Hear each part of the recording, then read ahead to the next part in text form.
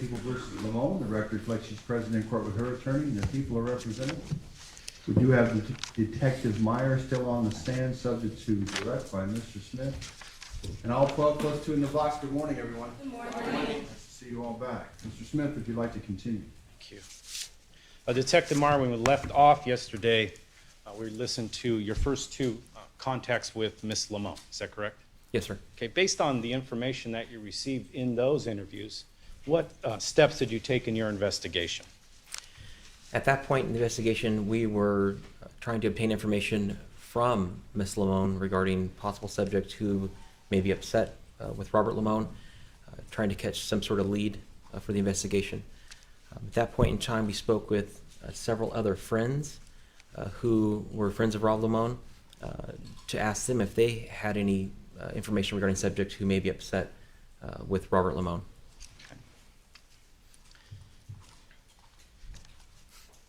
Now, in one of those, in the second interview, Detective Kimmel made a statement about how he asked about open relationships. You recall that question? Yes, sir. Where did that information come from? I believe the information had come from the cellular telephone, just noticing the pictures that were on the phone from other women that were nude, and so that was just a question we wanted to eliminate.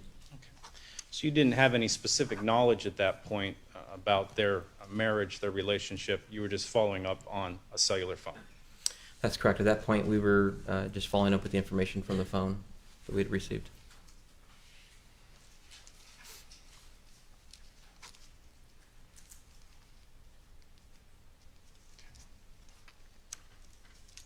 Now, you said you spoke with some friends of Robert and Sabrina Limon to do other follow-up.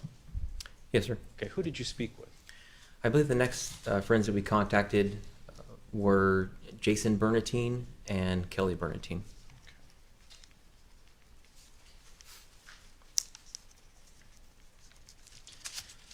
I want to go back to 1582 Goodrick Drive. That location, is it in Kern County? Yes, it is. There was some testimony yesterday regarding signs to the front of that building. Do you recall that testimony? Yes. Your Honor, if I may approach, have an item mark. Yes. People's 8 are next in order. If I may approach the witness. Yes. If you could review the packet of photographs, please. Yes, sir.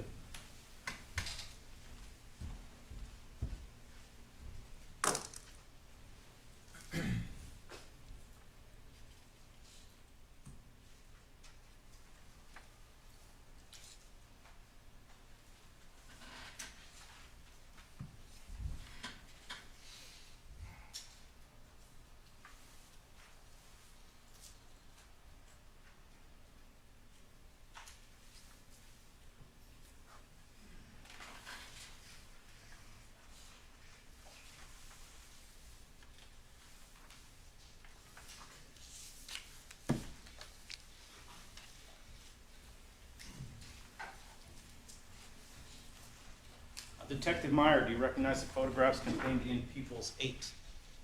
Yes, sir, I do. What are they photographs of? Those are photographs from the initial scene the night of the incident. Those were taken by one of the technical investigators. Are they an accurate representation of what you yourself observed when you went to the crime scene August 17, 2014? Yes, sir. Your Honor, I would request People's 8 be moved into evidence at this time, be allowed to publish. Chair, any objection? Submitted. Be admitted. Proceed, Mr. Smith.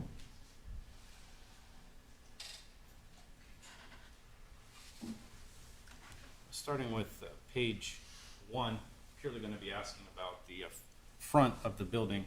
Do you recognize the Bnsf shot in that photograph? Yes, I do. Where is it located at? The Bnsf shop is the location just on the other side of the Toyota SUV with the large roll-up door open. Okay. So in these photographs that you viewed where the roll-up door is open, that is the Bnsf shop? Yes, sir. Okay.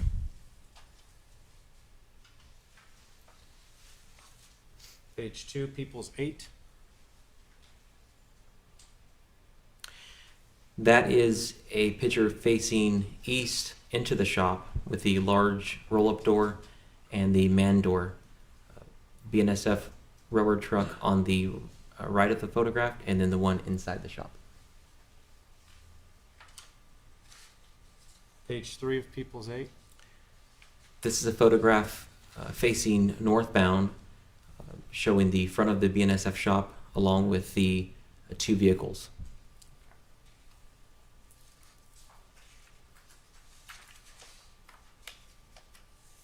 Page 4 of People's 8.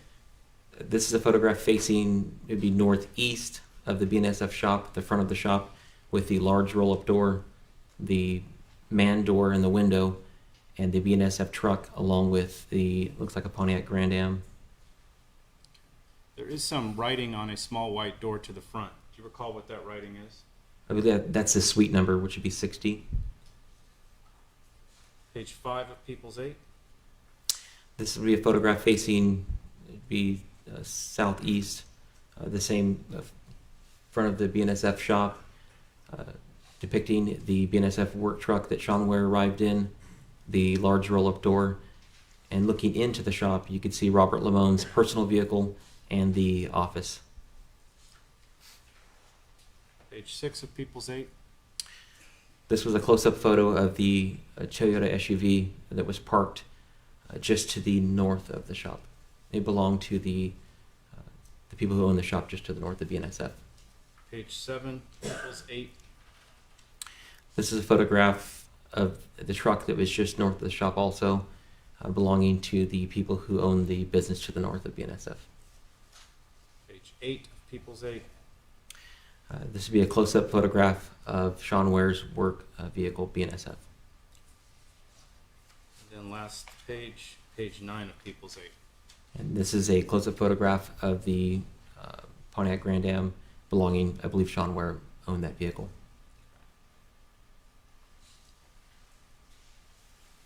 Now the parking stop, there is some writing. Do you recognize the writing? Yes, sir, I do. What does that say? It says BNSF. Now as to Suite 6D, was there any obvious signs that denoted that it was a BNSF shop? No, there wasn't. In fact, I had to look closely at the parking block to see even the writing that was written there on the block. How about when you drove into the industrial complex? Did you see any signs that denoted a BNSF shop was located in the park? No, I didn't see any signage at all. Actually, when I got to the location, I found it because of the crime scene tape and the patrol vehicles that were there.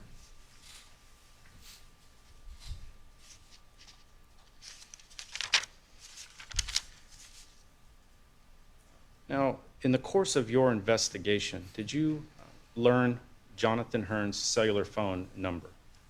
I did. Okay, and what number did you learn belonged to Jonathan Hearn?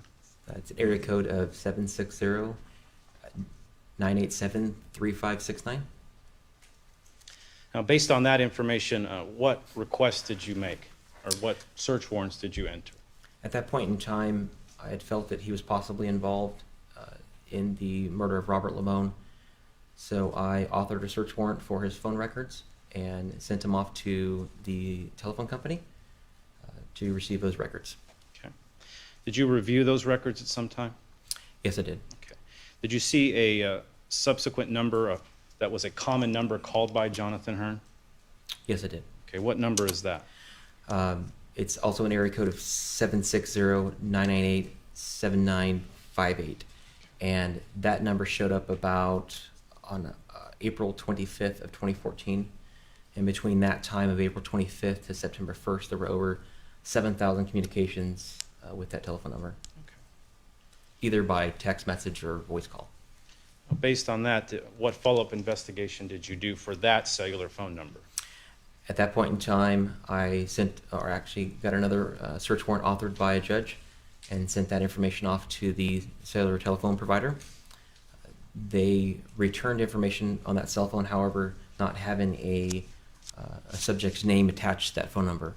At that point in time, I figured it was a phone, either a pay-as-you-go phone or what's commonly referred to as a burner phone.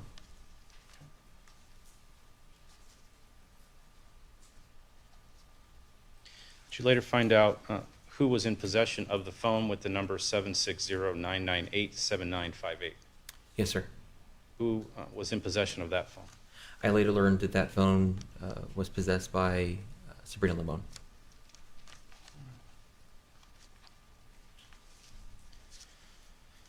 Now, there was some testimony yesterday relating to the light fixture within the shop that appeared to have some damage. Do you recall that testimony? Yes, sir. Did you yourself look at that same light fixture?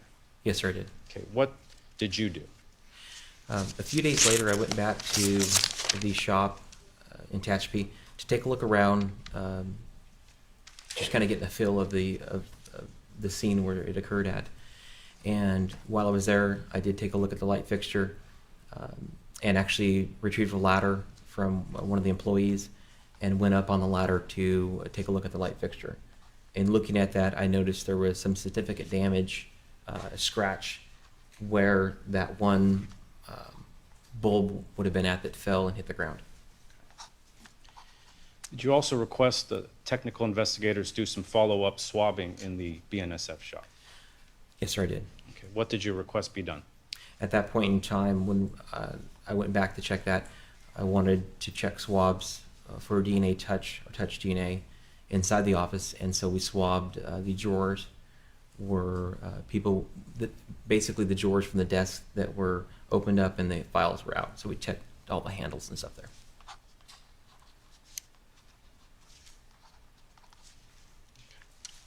Nothing further at this time, Your Honor. Terry Cross, please, sir. Yes, thank you.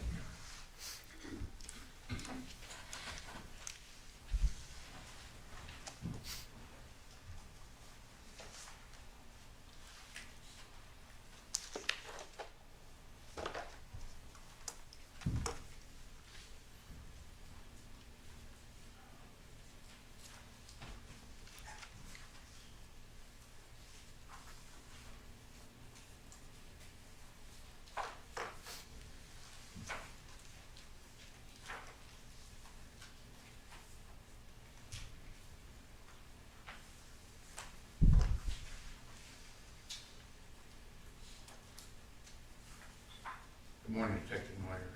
Good morning, sir. I wanted to go over some of the testimony you provided yesterday.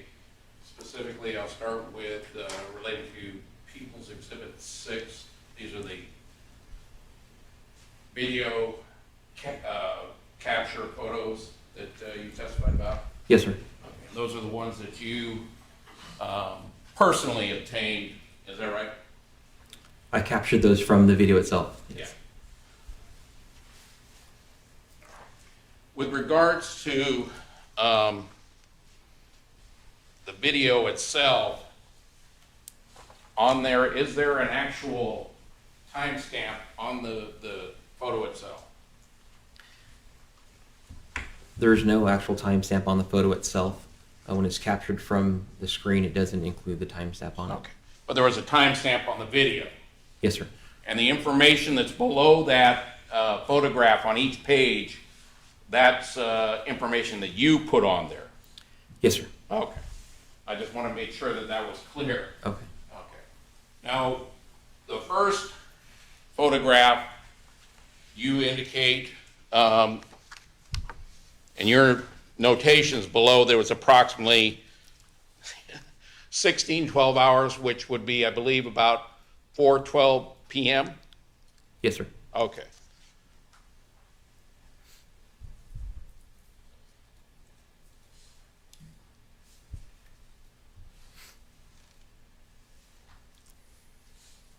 And that's this first photograph, is that right? Yes, sir. Okay, and you've got, you indicate that there's a BNSF vehicle traveling in a westbound direction, is that right? Yes, sir. And that's on Goodrick itself? Yes, sir. Okay. And from the looks of it, the truck number is 26682, is that correct? It appears to be a 2 at the end, yes, sir. Okay.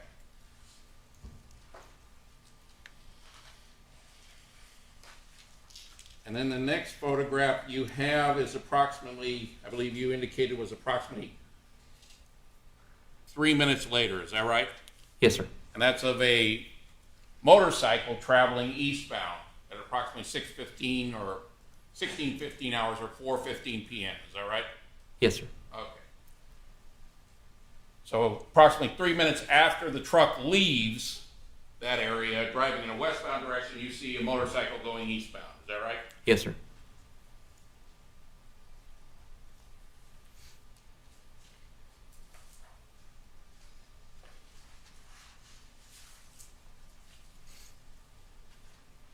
Next photograph with your notations on it.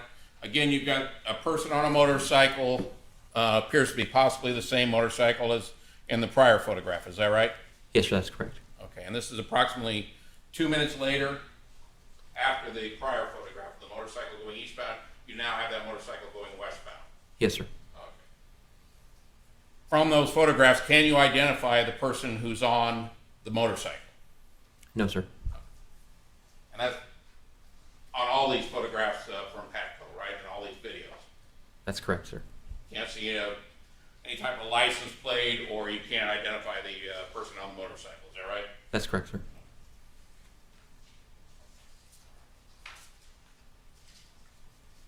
Next one you've got is possibly the same motorcycle traveling again in a eastbound direction at approximately 16:21 hours or 4:21 p.m. Is that right? Yes, sir. And that's about 6 minutes. Double check. That's 5 minutes. Well, after the first time where you see it heading westbound Yes, sir. from the prior photograph. That's correct. So basically, you've got this motorcycle going kind of in a loop, if you will. Would that be accurate? Well, he traveled eastbound, westbound, and then back eastbound again. Okay, so going in a loop, if you will. Okay. All right. All right. Now, at approximately 5:11 p.m., you've got a Bnsf truck. A little bit more difficult to see the number, but it's traveling in a eastbound direction on Goodrich, Yes, sir. and that's at approximately 5:11 p.m. Is that right? Yes, sir, that is. Okay. And it appears that the number on the truck could be even my eyes aren't what they used to be, 286682 or something along those lines. Would that be accurate? It's hard to tell.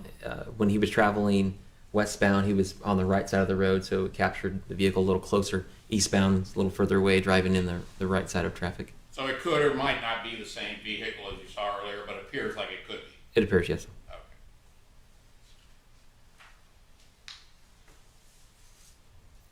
And that is at approximately 5:11 p.m. Is that right?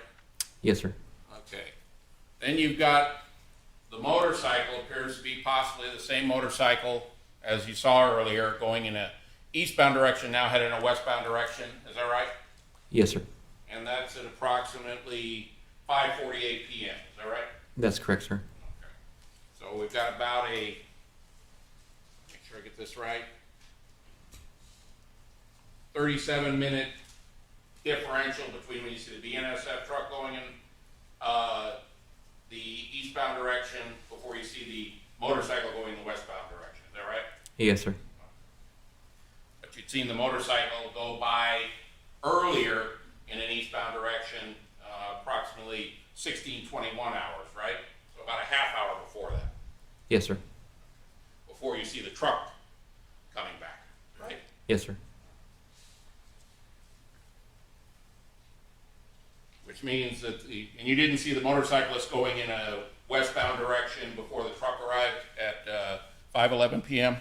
or went by at 5:11 p.m.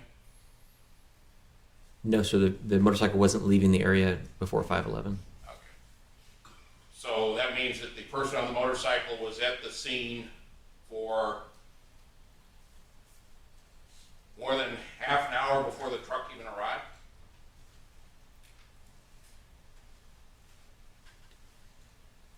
That's correct. Oh.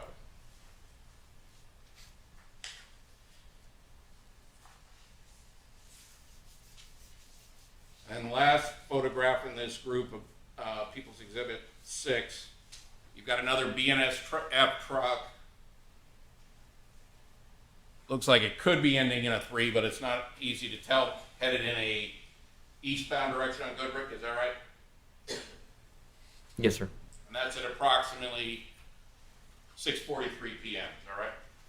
That's correct. And what were you saying about the number was ending in a 3? It could end in a 3. If you can tell from here, or it's not easy to see. Okay, it's not easy to see. Okay. So you can't tell whether or not it's a 2 or a 3 or what it is exactly, right? From here, I cannot. No, sir. Did you determine during the course of your investigation the truck that, or the number of the truck that Sean Ware was using on that evening?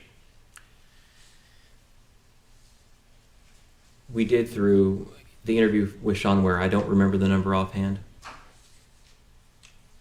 And did you determine what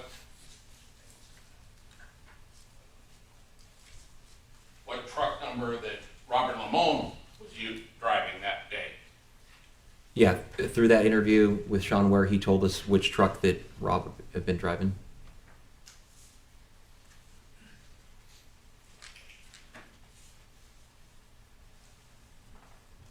Now, you spoke to Sabrina Limon the first time at approximately 1 in the morning of the actual night that she found out her husband had been killed, is that right? Yes, sir. And she was in a very emotional state when you spoke to her on the phone, wasn't she? She appeared to be, yes, sir. And when you interviewed her approximately 4 days later, she still was somewhat in an emotional state and in a state of shock, right? At times during the interview, she did break down a little bit. At other times, she seemed pretty normal, handling it okay. As best she could, obviously. Yes, sir. And I think it was during the course of the interview she said that she had to be strong for her kid, right? She did say that towards the end of the interview. Now, you talked about having reviewed Rob Limon's phone. You remember that? Yes, sir. And part of the reason you were asking questions about their lifestyle was because of the photographs that you saw on Rob's phone, right? I briefly did have a chance to look at them before I drove to the scene, or to go speak with Miss Limon. It was real quick. I had later on taken a different look at the photos. And there were a number of photos of Rob Limon and, in some instances, an unidentified female engaged in sexual acts. Would you agree, on his phone? Selfies, if you will. There were some selfies. I don't remember any specific photographs of other females engaged in sexual acts. I do remember the selfies of people. Okay. And those were nude photographs of other women, other than Ms. Limon, right? If I recall, there were photographs of just the breast. I don't remember seeing any photographs with the bottoms removed. You remember seeing nude photographs, at least of the waist up, of Kelly Bernatine on Robert Limon's phone, right? I believe there were either one or two. Yes. One where she was in the bathtub. You remember that one? I don't recall. I do recall a photo of a female being in the bathtub, but at that point I thought it was Sabrina Limon. I don't recall exactly if it was Kelly or not.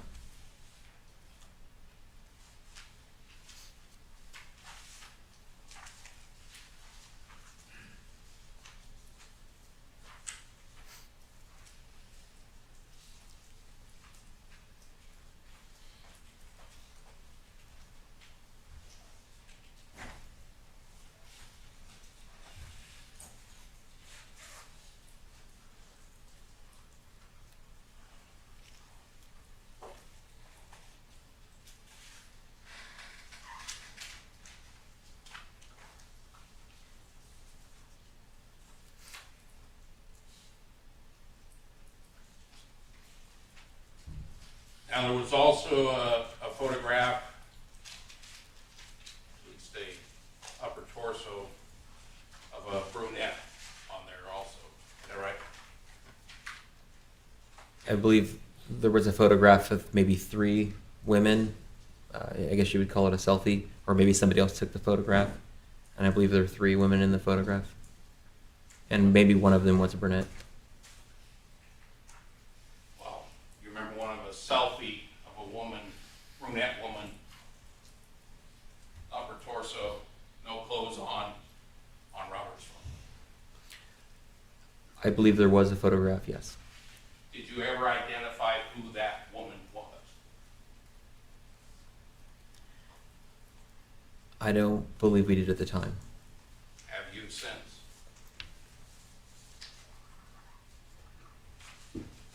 I would be assuming at this point in time.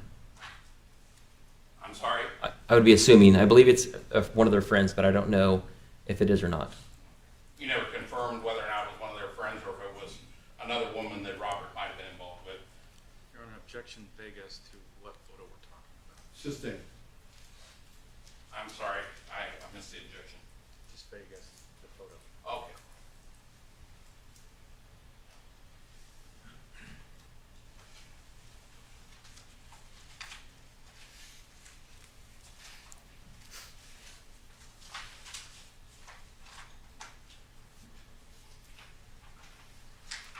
That was marked.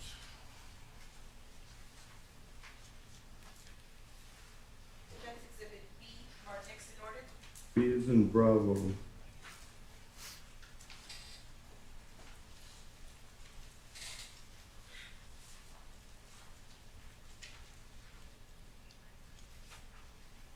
I may approach. Please. Is this the selfie of the brunette, the photograph of the brunette that you found on Robert Lamone's phone? Yes. And you were never able to identify exactly who she was, is that right? I believed it was one of their friends, Nancy, but I wasn't positive. The photo is a little grainy, and the phone is up in the face a little bit. Did you ever ask Nancy if that was a photograph of her? I don't recall asking her.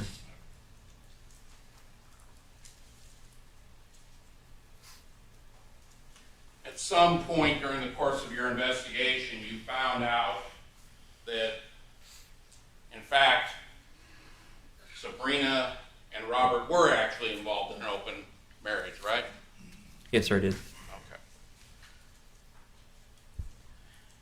And did you also find out during the course of your investigation that some of the people involved in their open marriage were Kelly Bernatine and her husband Jason?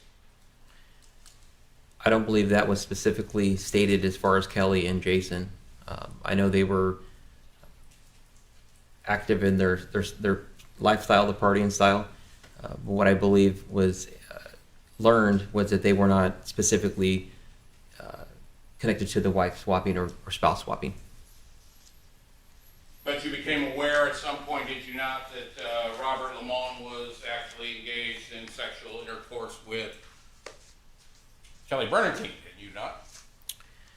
I believe when I interviewed Kelly, she said that they were never actually involved in any sexual intercourse. There were some stuff happening, but not the actual intercourse with Kelly. Okay, so Kelly Bernatine denied that they were involved in a swingers group, and she denied that she was engaged in any sexual activity with Robert Limon. Is that right? She didn't specifically deny it, that they were involved in the swingers group. She just said that they were never involved in any actual intercourse. But she never came out and said, yes, we're active in a swingers group. I don't recall her ever telling me that. Did Jason ever tell you that? I don't recall him ever telling me that either.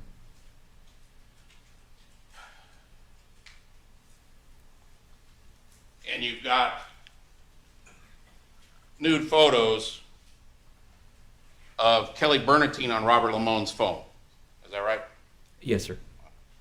And of another woman who we've not been able to identify at this point. Is that right? That's correct, sir.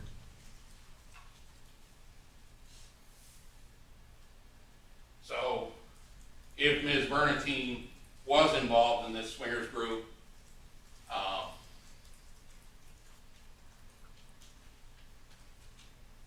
she basically wasn't very forthcoming about it, right? Objection, speculation. Can you rephrase that, Mr. Chair? Sure. Did you ever ask Kelly Bernatine if she was part of the swingers group or involved with Robert Limon? I believe I did, yes, sir. Okay. And did she not deny that she was ever involved with Robert Limon? She told me that they were involved with specific sexual things. However, she said that she had never had intercourse with Rob Limon. Oh, okay. So it's a Bill Clinton type of a thing. I never had sex with that man. Is that what she claimed? She didn't specifically say that. She actually said that that she chose not to have intercourse with Rob Limon. However, they would go out and party and have a good time, and there was never no intercourse.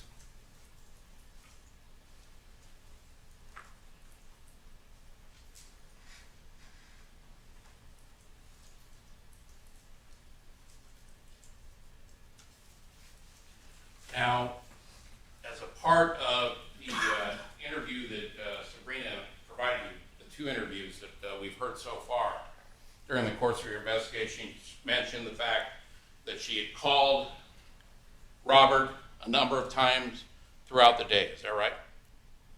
That's correct. Okay. And that she'd also texted him at some point in the evening when she became concerned about him. Is that right? Yes, sir.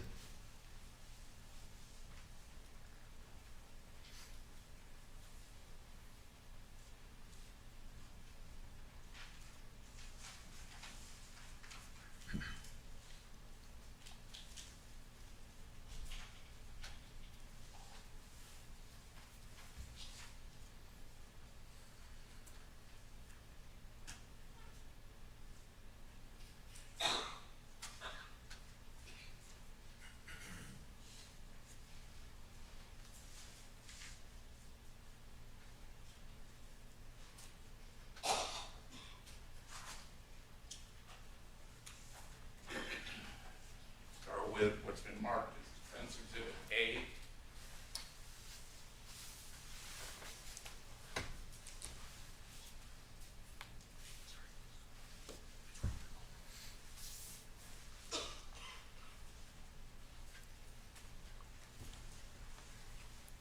You reviewed the download of the report from Robert Lamone's phone, is that right? I reviewed the photos. I did take a brief look at the call detail records, but mostly the photographs are on the phone. Okay. But you were aware that his phone had been downloaded by the Hearn County Sheriff's Department. In other words, you've done what's known as a cell-right download, is that right? That's correct. I was aware that one of our detectives had put in a request to have that done. Okay. And you were the lead investigator on this case, is that right? Yes, sir. Directing your attention to that, is that the one of the parts of the report from the cell-right download for Robert Lamone's phone? In other words, the text messages that were on his phone?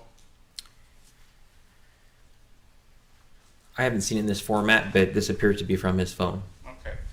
Directing your attention to the first tab on that particular document.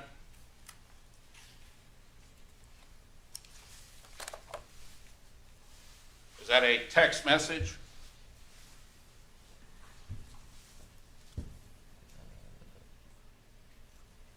That's correct, it is. A highlighted portion. Can you tell me who is that text message from? It's from a telephone number 760-475-7844. It shows what would be a name apparently in the phone, and it says Sabrina. And that'd be Sabrina Limon, right? It could be from Sabrina Limon. Okay. Well, you've been aware of, you've gotten search warrants for Sabrina's phones, have you not? Yes, sir. Do you recognize the number yourself? Yes, this would be her cell phone. Okay. And is there a text message from her to Robert Limon on that date? Well, let me ask you this. What date is that text message sent? August 17th of 2014. And approximately what time was it sent? It says 17:05 and 56. And that would be approximately 5 p.m.? It would be approximately 5 p.m. if it's in the Pacific Standard Time.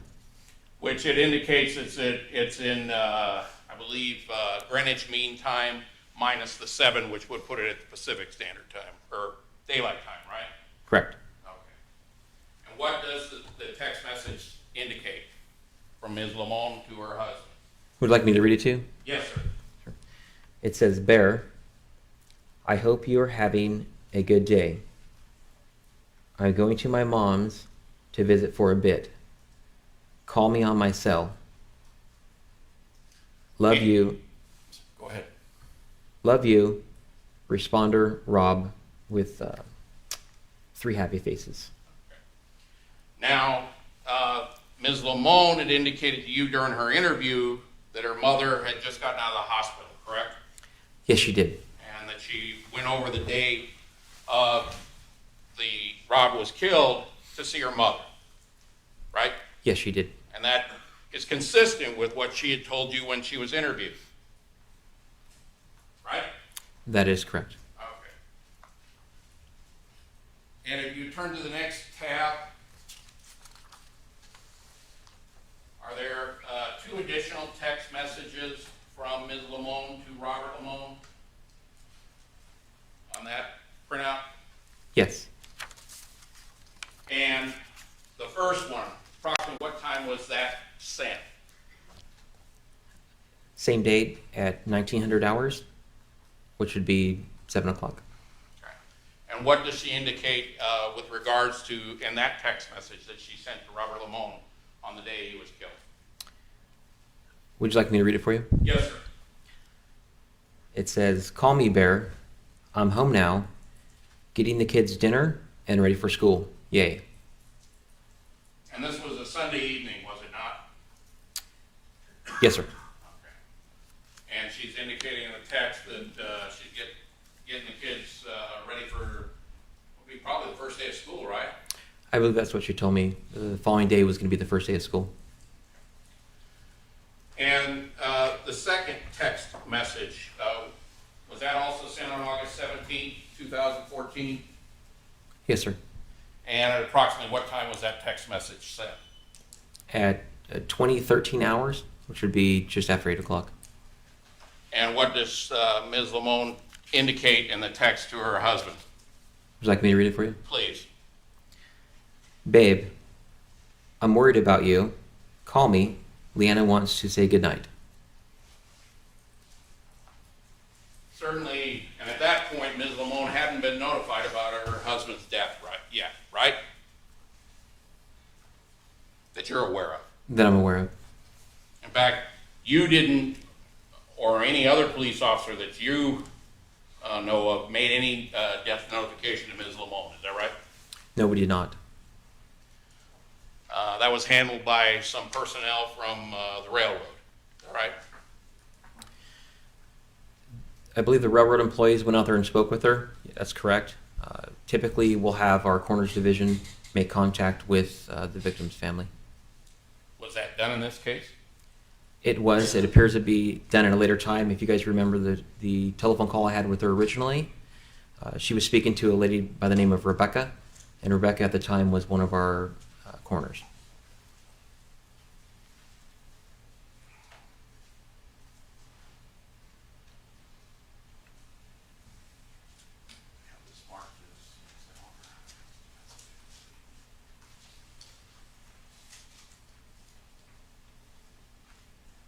Defense Exhibit C marked next in order.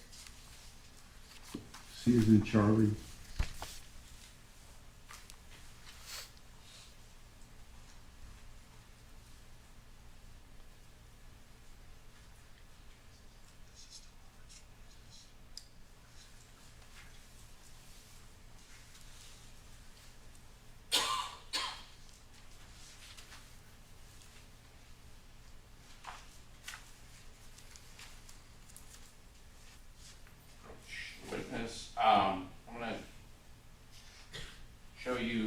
if you recognize this, which has been marked as Defense Exhibit C. You recognize that, Detective Meyer? This would be another examination from a cellular telephone from Celebrite. Okay, and that's the same phone as in the text messages, is it not? Another part of the same report. Appears to be the same phone. Turning to the first tab on that item, there's a couple of portions that were highlighted. Could you indicate at approximately what day and time those calls were made? The first one that's highlighted.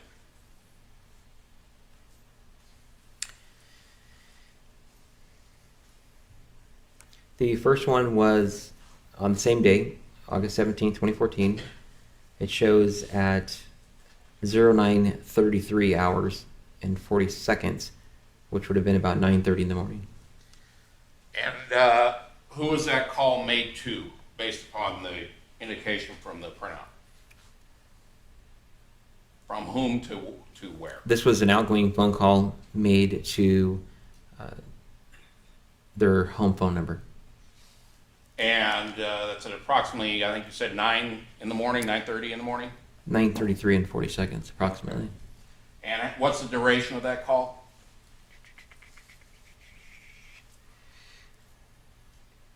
It says 5:52, and that could either be in seconds or 552 seconds, but it's probably 5 minutes and 52 seconds. And that's a call from Robert Limon to his home, to his wife. That's correct. And that's consistent with what Sabrina Limon had told you when you interviewed her, right? Yes, she said they spoke on a couple times that day. And one of the points she said was just shortly before she left for church, which she said church started at 10 or 10:30 in the morning. Is that right? Yes, sir. Okay. Then on that page, is there another highlighted call? Yes, sir. There's two additional. Okay, if you would go through those, please. There is one same date at 1306 hours. That call was outgoing to the home also, and it was for appears to be 30 seconds. And that was an outgoing call from Robert to his home phone number at what time approximately? 1306 hours. So that would be 106. And what's the next call that's made or read, indicated on that particular item that's Defense Exhibit C that's highlighted? Just below that, there was a phone call outgoing to Sabrina Limon's cellular telephone, listed here as Brina. And that call was made at 1306 hours and 41 seconds, which would have been approximately 41 seconds after the first call to the home. And how long is the duration on that particular call? A minute and 39 seconds. So that would be consistent also with what Ms. Limon told you she recalled as to their conversations, at least up to that point during that day. Is that right? That's correct. Would you turn to the next, is there another highlighted phone call on that page, or is that all? I believe that was it. Let me double Okay. check. If you turn to the next tab, if you would, on that Defense Exhibit C.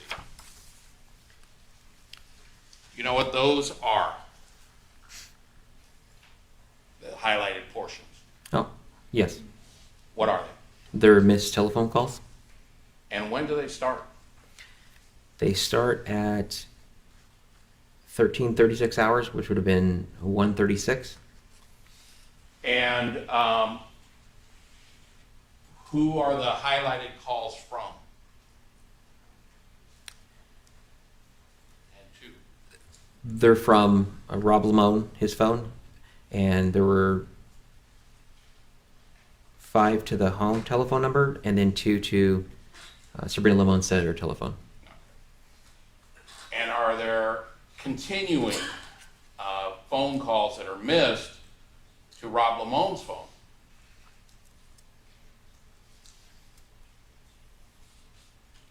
I didn't understand the question. Sure.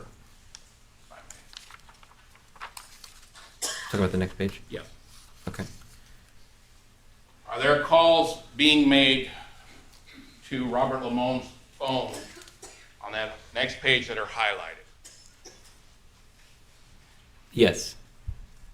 And are they calls being made from their home number to Robert Limon's cell phone? Yes, they are. And approximately how many phone calls that were missed during, on that page from the home phone to Robert Limon's phone were there?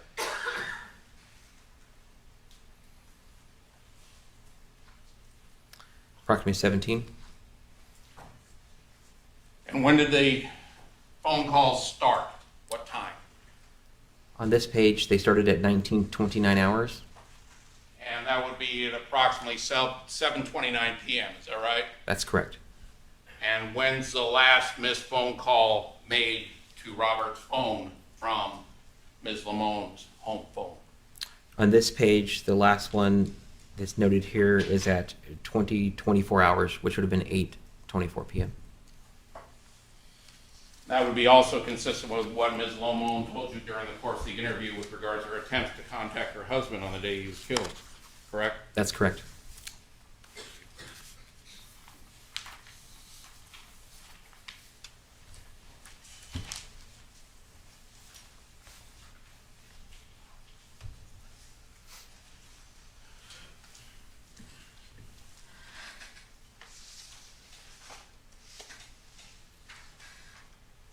Now,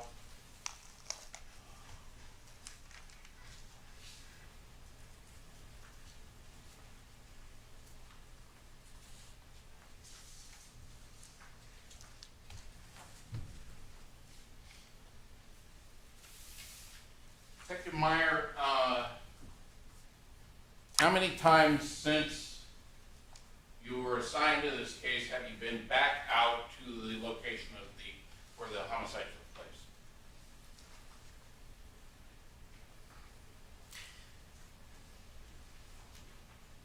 I believe approximately 3 times, 3 to 4 times. Okay. When you were there the first night that the Correct. homicide occurred, you, I think, indicated you went back a few days later, is that right? That's correct. You remember what day that was? I don't. Okay. Do you have a report that you wrote in connection with your returning to the crime scene to go over the scene again? That would have been documented under the technical investigator's report because he's the one that took the swabs for DNA. Well, you went out there and made observations, right? I went out there to check the scene out again, yes. Okay. Did you record and indicate in any report you wrote that you were at the scene and that you made these observations? At that point in time, I did not. Have you since? I'm sorry? Have you since? No. You indicated that you saw I believe you said it was a gouge or something, I think you said, in the area of the light fixture, is that right? That's correct. Okay. Did you have the technical investigators photograph what your observations when you were there with the ladder?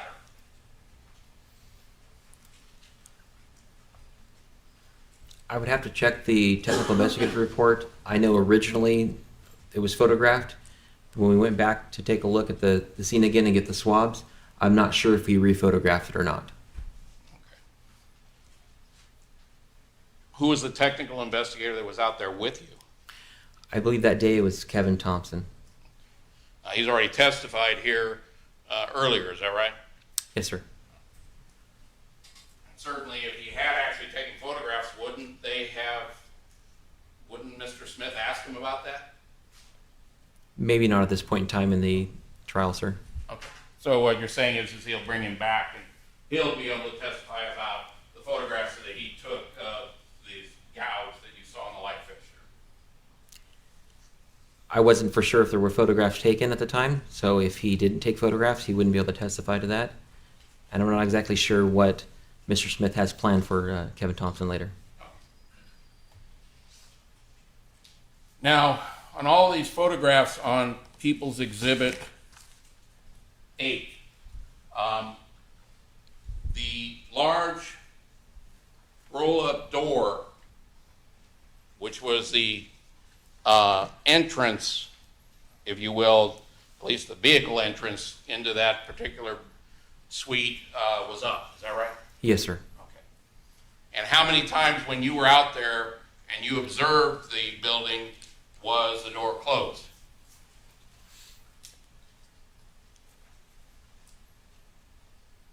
I believe it was up the second time I went back, but the other times I had driven through the parking lot, it was closed. This is when you were driving through the parking lot. Is that right? Yes, sir.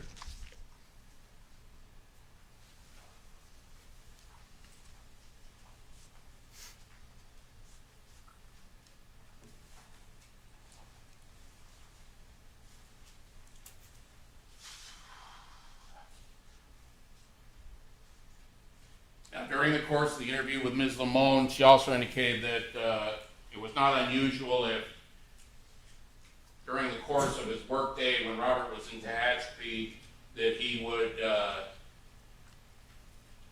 would I put it, say crash, would catch a nap, if you will, during the workday, if he wasn't out on a call. Yeah, she said it was common for the employees sometimes to take a nap and get rest during the shift.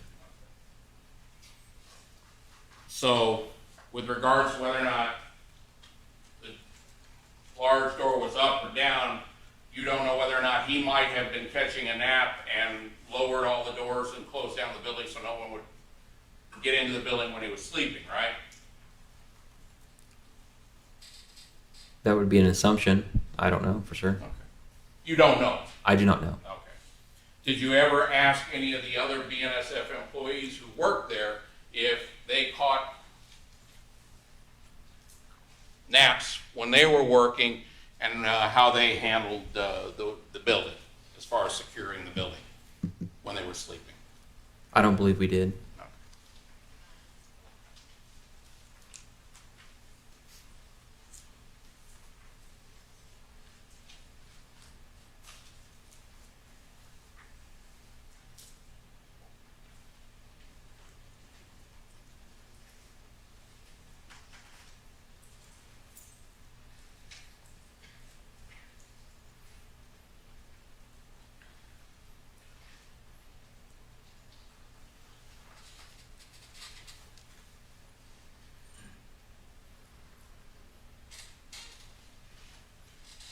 Now, you indicated that at some point you got a search warrant for Jonathan Hearn's cell phone, is that right? That's correct, we did. Okay. Approximately when was that you obtained that search warrant? I don't remember the exact date. I believe one of the other detectives authored that warrant for me, if I recall. Well, what point was it that you first found out about Jonathan Hearn being a potential suspect that would cause you to get a search warrant?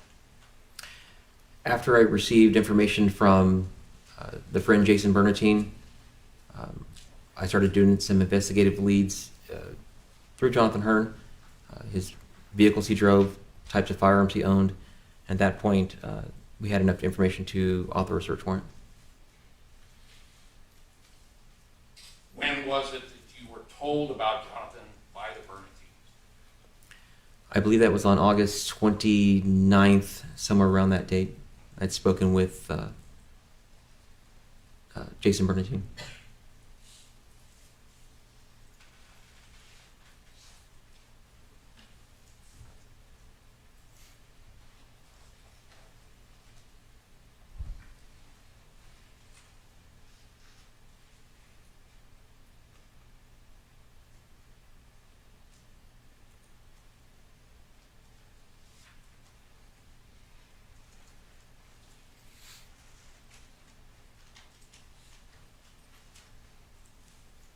I have no further questions at this time.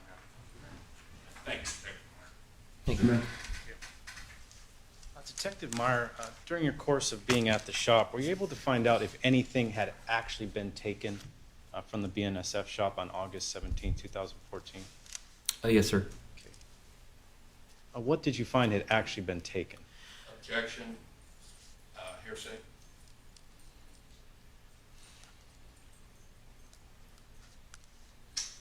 Subject to a motion to strike, I'll allow it at this time, Mr. Terry. You can answer, Meyer. We had learned during the course of the investigation, initial investigation at the shop, that a laptop owned by Bnsf was stolen, a Toshiba, dark in color. Objection, lack of foundation, move to strike. Sustained. Who did you perform the investigation with to see if anything had been taken?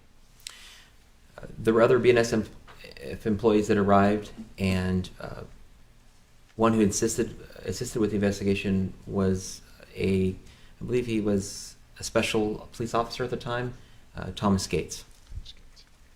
And Thomas Gates was able to provide information as to what had been taken from the scene. Yes, he did. What type of item are we talking about that he provided information for? Objection calls for hearsay. Overruled. Toshiba laptop that was stolen from the office. Now, with that information that you received from Mr. Gates, what did you do?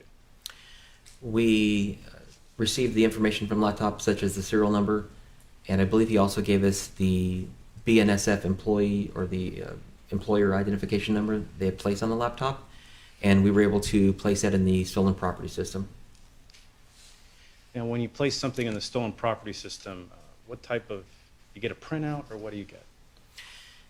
You can get a printout for that was entered into the system, and basically if an officer runs across that piece of item and they check the serial number with it, it'll show up stolen. Now, during the course of the investigation, 2014 until now, did that item ever pop up based on inputting it into the system? Your Honor, at this point, I'm objecting beyond the scope of cross. Mr. Smith? A request to reopen, then, Your Honor. The court would allow. Granted. The item was never located through somebody running that serial number and locating the item. It was located at a later time, though. Okay. But as to the system you inputted the serial number into, that never provided information that it had been found? No, sir. Okay. Nothing further, Your Honor. Mr. Terry?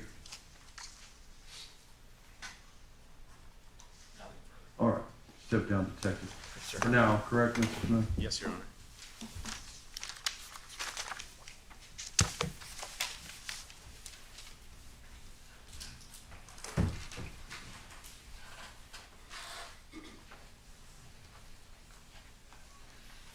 Mr. Smith?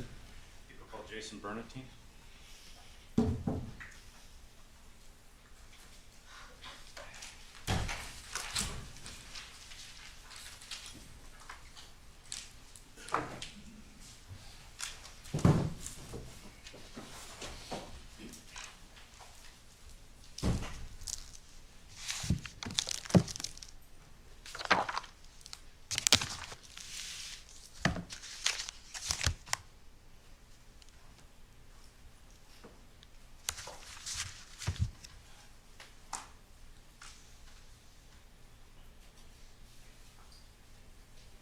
Sir, could you step up to the podium for me, please? Raise your right hand, we'll swear you in.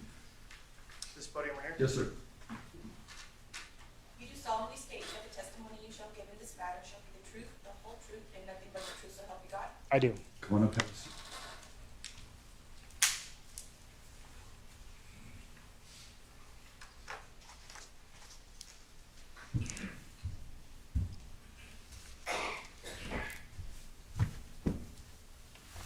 Go ahead and pull your chair up, sir. Good morning.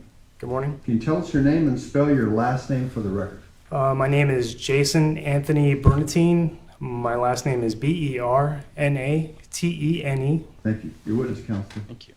Mr. Bernatine, how are you employed? I work for San Bernardino County Fire Department. And how long have you worked for the San Bernardino Fire Department? I've worked there since 1997 and since 2001 full-time.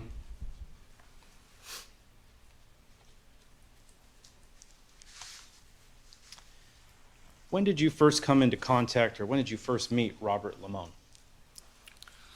I met Robert Limon, I believe, sometime in 2008. Now, in 2008, where were you living? I was living in Silver Lakes on Topmast. Would you like the address? Please. 13935 Topmast Drive. Now, at that time, did you visit the Limon residence when you first met them? Yes. Where were they living? They lived on Strawberry. I don't know the address.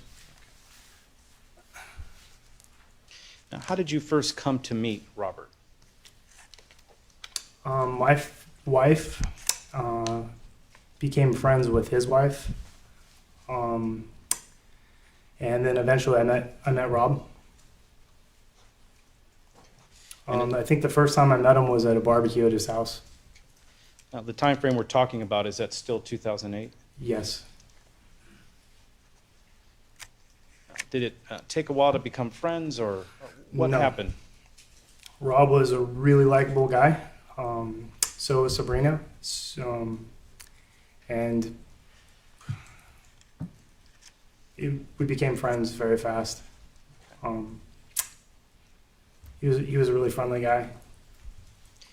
I'm just giving you the time frame, 2008, 2014. How often would you hang out with the Limons? Often. I work a lot, so my time was spent a lot at work, but my wife hung out with them very often, and when I was off, we usually saw them once, twice a week, if not more. Now, in the time that you did spend with them, what did you do? We did a lot of things. Everything from doing things with our kids to attending parties together. We'd be at each other's houses a lot. Go out on Rob's boat. Go hiking. Play golf. Play horseshoes. Hang out at the lake.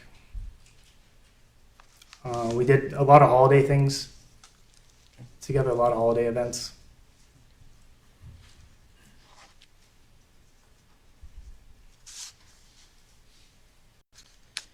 You said that you met Rob in 2008. Is that around the same time you met Sabrina?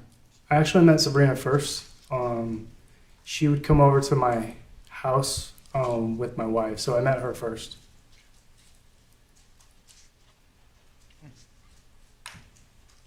When did you meet Jonathan Hearn? I don't actually remember the time that I met Jonathan Hearn. I would have to say possibly 2010, 2011. How did you come into contact with him? He was employed at the same place I was employed at. We were not working at the same fire station. He worked at a different fire station, and he was an apprentice. His job title was called LT, which is limited term. So his position was temporary. He didn't receive benefits, and his main job was working on an ambulance. My job was working on a fire engine. So I frequently worked overtime at his fire station and would work shifts with him. How long did this shift overlap with Jonathan Hearn? How long did it last? The shift would be 24 hours. Okay. How well did you get to know him in around 2010? Pretty well. It's a family in the fire station, so we spend a lot of time with each other. I probably worked 20 shifts with him. And what were your initial impressions of Jonathan Hearn? My initial impressions of Jonathan is I was very impressed with him as a young man. He was very young. He was 21, and he was a paramedic. So to become a paramedic, you have to be 21. And that means that he had planned his life ahead of time to become a paramedic as he turned 21, which is pretty hard to do. He was also very intelligent, very well spoken, very proper. Inside the fire station, he struck me as kind of sheltered. He didn't cuss very much. He seemed like he was always writing something, writing some kind of paper or working on something. I was very impressed with how he treated patients. He was a very good paramedic, and I told him on several occasions that he was too smart to be a fireman, that he should become a doctor or a lawyer. And he told me that he just loves being a fireman. Did you tell your wife about Jonathan Hearn when you first met him?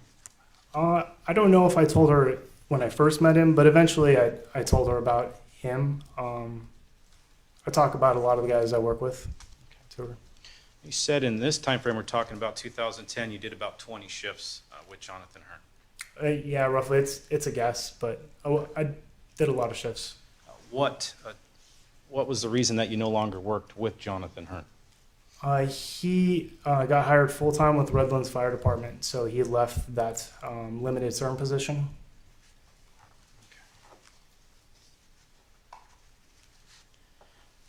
So when, after you worked those 20 shifts, when's the next time you came into contact with Jonathan Hearn? The next time I actually came into physical contact. Either via phone or Okay. contact. So the next time was by text. He texted me. So it was not unusual for people that I work with to have each other's phone numbers. We needed to contact each other a lot during the day. So he had my number, I had his. I hadn't heard from him since he left for Redlands. Sabrina Limon said she met a fireman at Costco where she works, which was not uncommon. A lot of guys I worked with would stop by and talk to her. And then she would come and say, like, hey, I met one of your fireman friends. So for Jonathan, she said his name's John. And I know a lot of Johns that are firemen, so I started naming them. And none of them rang any bells. So I said, well, next time you see him, ask him where he works, and I can tell you who he was. And it wasn't very long after she said he works for Redlands. So I'm like, oh, that must be Jonathan Hearn. I don't remember when that was, but it wasn't very long that I started receiving text messages from Jonathan. Okay. And what was the context of those, or content of those text messages? He said, hey, Jason, how's it going? He gave me some compliments. He complimented me, said, hey, you're somebody I really like, and I missed you. And I talked with Sabrina. It sounds like you guys have a lot of fun out there at the lake, and I'd love for you to invite me out sometime. Okay. Did you respond to those text messages? Yeah, I did. I'm like, yeah, for sure. Sometime, how you doing? How's Redlands treating you? And I told him I'd invite him out. Okay. Did you invite him out? I never actually did. Yeah, I never did. Okay. And just one question. You call it Silver Lakes? Is that Silver Lakes, yeah. Where's Hellendale? Hellendale is in the Mojave Desert in San Bernardino County. And Hellendale is a little township, and inside of it is a housing tract. It's a private community called Silver Lakes.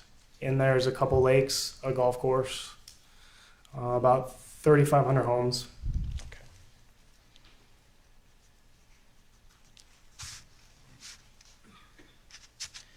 So after this text, I guess, back and forth with Jonathan Hearn, when's the next time you had either phone contact or personal contact with Jonathan Hearn? So the text messages, they would come, and I never really thought anything of it, but then they started coming more frequent, to the point that I actually started to feel a little weird about it. He always had a habit of complimenting me, which guys don't normally do that when they send each other text messages. And it got to the point to where I started having a joke with my wife at the time, like, hey, I think this guy likes me. Read this text message. And we'd kind of laugh about it. So those text messages started coming multiple times a week, which it was odd. And then one day in March, a lot of our friends had birthdays. So we always did something in March. And this year, we were going to meet at a bar that Sabrina had a coworker that was playing in a band. And so we all piled in cars. There was probably 10 of us from Silver Lakes, and we go to the bar And where was the bar located at? in Hesperia. Spare. So it was about 30 minutes away. And do you recall who set up this trip to the bar? Sabrina. All right. What happened when you arrived at the bar? So we got to the bar, and it was kind of crowded. But when we walked in, I saw 3 guys that I recognized from work. And one of them was Jonathan Hearn. So I was like, hey, how you doing? How you guys doing? I went and actually had a beer with them at the bar. And, you know, they asked me what I was doing there. I'm like, hey, I'm here with my friends from Silver Lakes. And, you know, I sat with them for probably 20 minutes and then went back and hung out with the group I came with. Okay. So you hung out with Jonathan for about 20 minutes or just with the group of other firefighters? Jonathan and the group there was one other fireman and one gentleman that worked for an ambulance company. Okay. Now, did you see where Jonathan went after you were done speaking with him? I did. I introduced those guys to everybody I brought. And Jonathan and Sabrina knew each other prior because they met at Costco. And he started hanging out with Sabrina and her cousins. I remember sitting at the bar and taking, like, noticing that, like, because Jonathan never struck me as a person that was very social in that type of sense. He was more reserved. So to see him go and hang out and, like, make friends that fast, I was really impressed with him. Now, following this meeting at the bar, did you get any further text messages from Jonathan? Yes, the text messages still came. Was the content the same? For the most part, up until a few months later. Why do you say a few months later?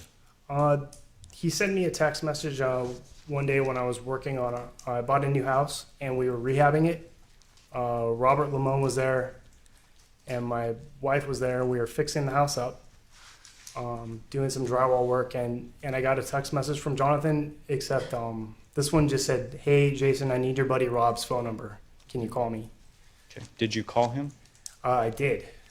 Okay. Was Robert at your home at the time that you called Jonathan that we're speaking about? He was in my home.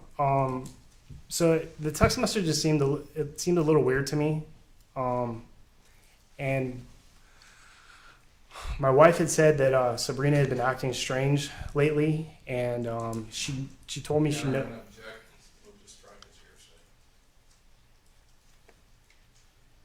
So Smith, that's a statement by party opponent 1220.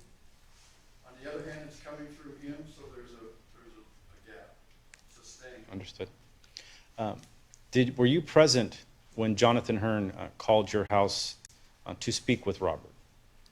Yes. Okay. Is that in So- the same time frame? Yes. So what had happened is he texted me. I thought the text was weird. I called him, and I'm like, hey, Jonathan, what's up, man? Why do you need Rob's phone number? And he said, oh, I just really need... Yes. Sustained. Did you provide the phone to Robert at any time with Jonathan on the line? I did. Okay. So Did you see how long that conversation was between Robert and Jonathan? yes, it was approximately 45 minutes, an hour. Now, once the phone call was ended, what was Robert's demeanor? How was he acting? He there's more to this. I don't want to cause problems, but I'll worry about who's causing problems. Ask your next questions, Mr. Smith. okay. So his demeanor was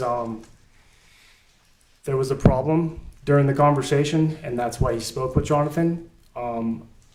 I asked Rob if we needed to do something about this problem, and Rob said no, it was handled. Objection calls for hearsay.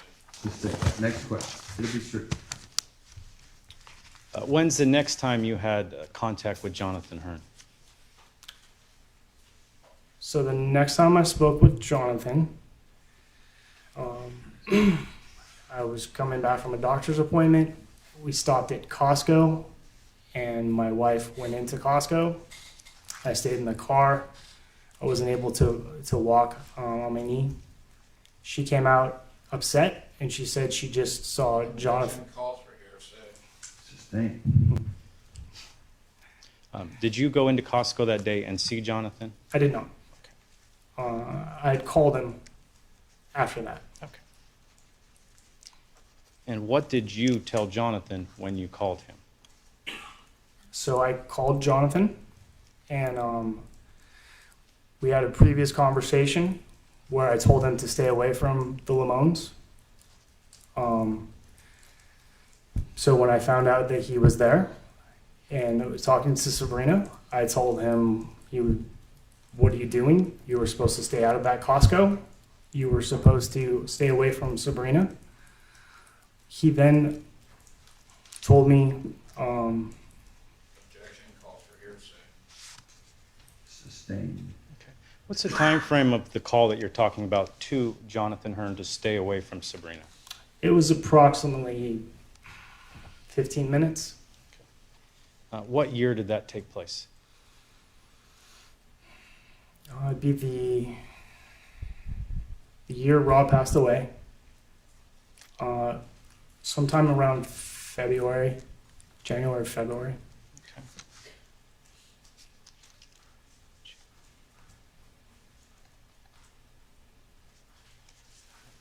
Where were you when you first learned about Robert's murder, being murdered? I was in my home. Once you found out, what did you do? We didn't know Rob was dead. We knew there was something had happened to him, so we drove to Sabrina's house.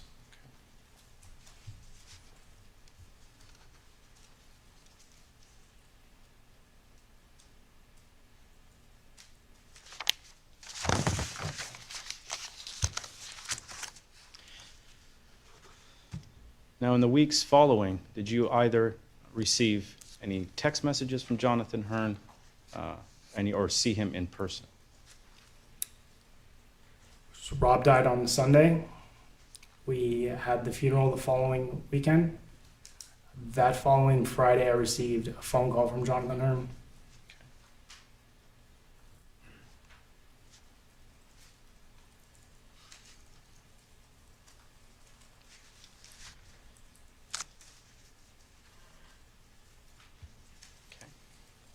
Did you ever see Jonathan in the area of Silver Lakes or Hellendale after the death of Robert? Yes. Okay. When did you see Jonathan? I saw him drive through the intersection of Hellendale Road and Vista Road from my fire station. Okay. Do you recall the approximate date or how I- long after Robert's death? I don't. It was sometime within the 2 to 3 months after Rob's death.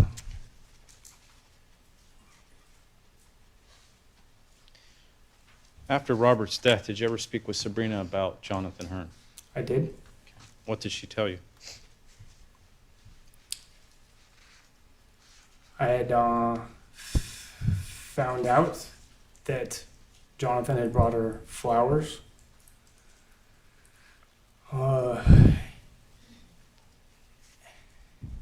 I had called Detective Meyer the previous Friday after Jonathan had called me, and had a meeting set up with Detective Meyer that Monday. So I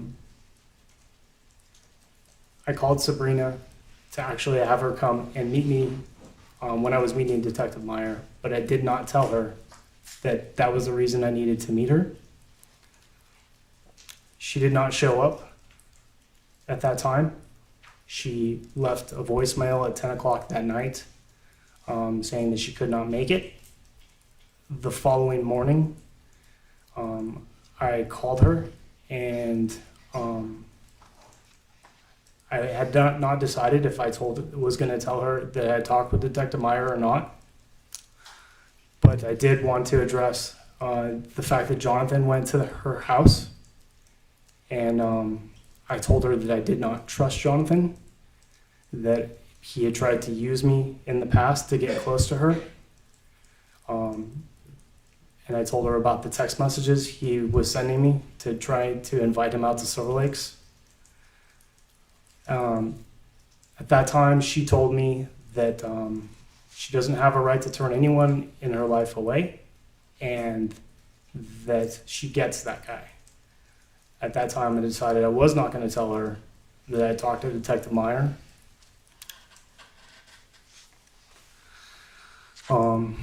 That conversation lasted probably 10-15 minutes. Now, when you met with Detective Meyer, did you provide any letter that you had received from Jonathan Hearn? Not at that time. Okay.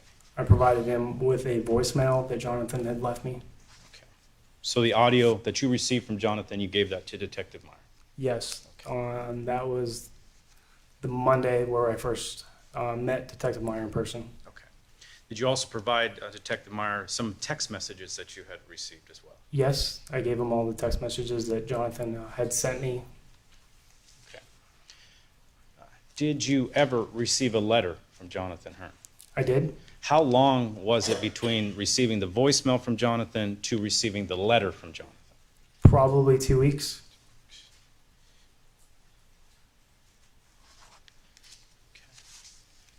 Maybe less than that. It might have been a week. I can't remember.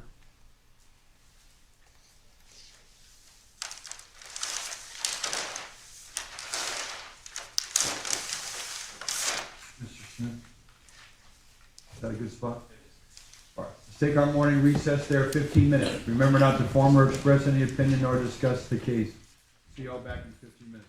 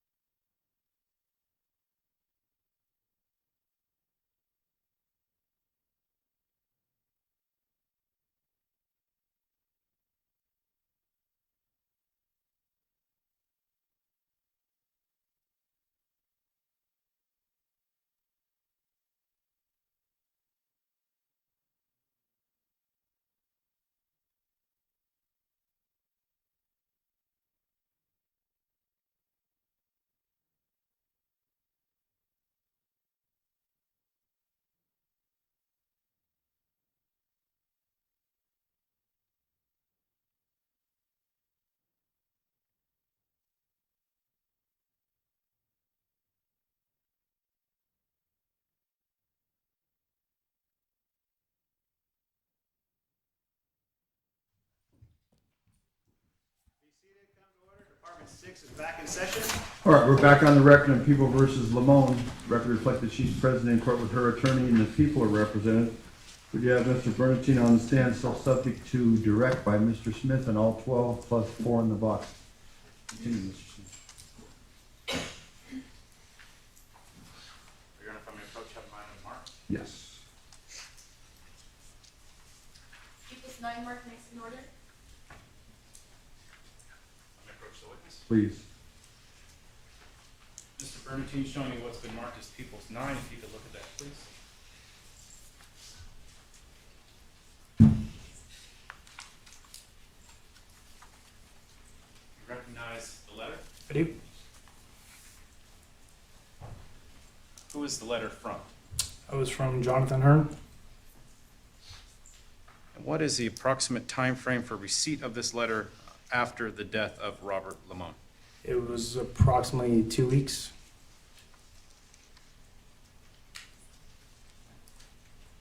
From the death of his death? Yes. It was about a month from Rob's death. It was about 2 weeks after Jonathan called me. Now, Sorry, I missed that last portion. 2 weeks after Jonathan called me. Oh, thank you. Your Honor, I would request People's 9 be moved into evidence at this time. Any objection? Submitted. Be admitted. Mr. Bernatine, the item that just got moved into evidence, People's 9, did you provide this letter to Detective Meyer? I did.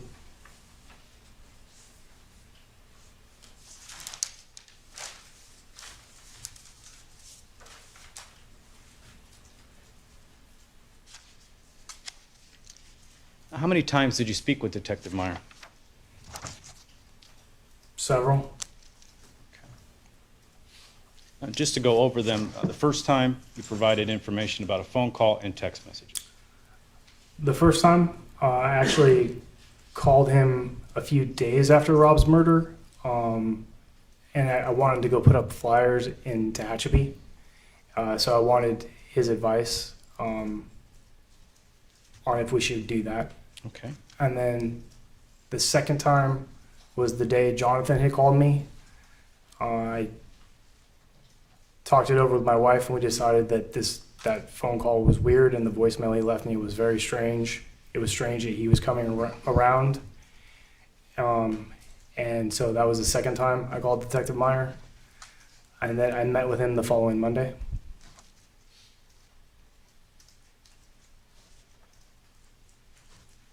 Now, in speaking with Detective Meyer, were you giving that information to assist in solving the murder of Robert Limon? Yes, Were you aware of whether or not there was a reward if you provided information? I did. Yes.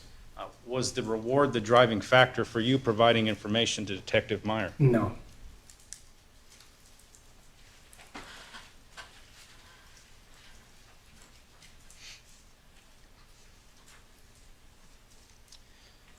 Did you provide any other information, or were you able to provide any other information beyond the letter, the phone calls, and that there was a relationship between Jonathan and Sabrina? Not that I recall. And the voicemail.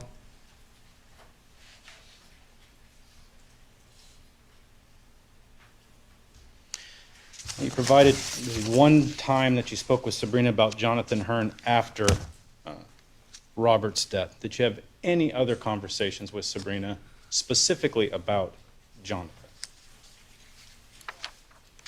I ran into her at a grocery store probably about a month and a half after Rob's death. And I hadn't seen her in a while. I'd been avoiding her on purpose, and I'd been avoiding her house. I did not want to run into Jonathan. And so I just happened to run into her at the store. I gave her a hug, told her I missed her. She had her kids with her, and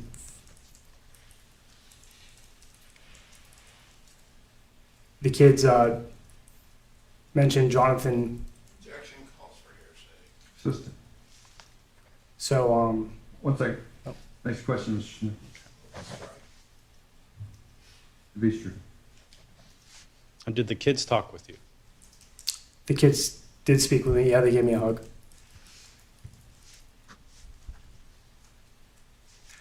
you recall what store this was at? This was in Silver Lakes. It was the Silver Lakes Market. Okay.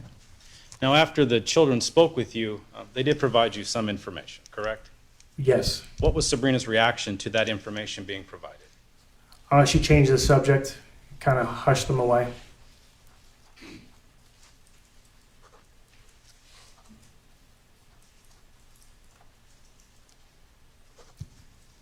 Now, this information, did you tell that to Detective Meyer? Yes.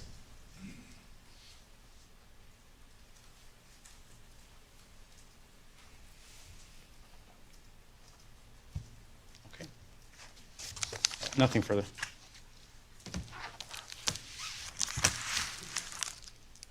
Cross. Welcome.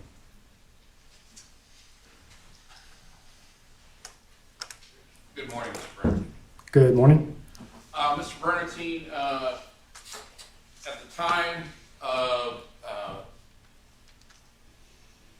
Rob's death, you and your wife were still together, is that right?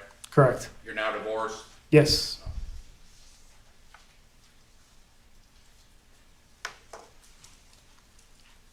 And you indicated that you knew about the reward. Is that the reward from the railroad company? Railroad? Yes, a few days after Rob's murder, the Bnsf posted a reward. How much? It was $100,000. And you and your wife provided information that ultimately led to Jonathan Hearn being arrested. Is that right? Yes. Okay. And did you and your wife receive that money from BNSF? No. Did you make a claim for it? No. Did your wife? Not that I'm aware of. Okay.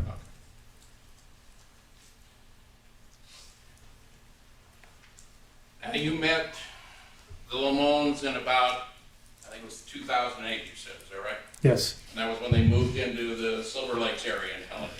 They had actually lived there longer. That was just when we met them. Okay. Was that when you and your wife moved into the Silver Lakes area? No. Okay. No, we moved there and we've actually lived there a long time. We grew up there. Okay. Did the Limons live anywhere near you and your wife? In 2008, they lived approximately 2 miles away. And did they move subsequent to that to move closer to you and your wife? The Limons did not. Okay. So they remained at the same location up until Robert's death, is Yes. that right? And you remained at the same location up until Robert's death? We actually moved. Okay. That's why I was curious. At what point did you and your wife move? We moved 2012 or 2013. I can't recall off the top of my head. And in a relationship to the Limons residence, how far away were you from them when you moved in 2011, 2012, in that time frame? We didn't move any closer or further away. It was about the same. Now, you indicated that your wife became friends with Sabrina when she met her doing her hair. Would that be accurate? Yeah, I think so. Okay. And your wife and Sabrina were best friends, is that right? Yes. And you and your wife became best friends with both Rob and Sabrina. Yes. And you would do things together with you and your kids as a couple, right? Yes. And then a group of you, including your wife and yourself, would also take trips and vacations with the Limons as adult trips only. Would that be accurate? Yes. In other words, there were a number of you couples that would go on adult trips only without the children. Is that right? Yes. And how frequently would you do these adult trips only? I would say maybe once a year.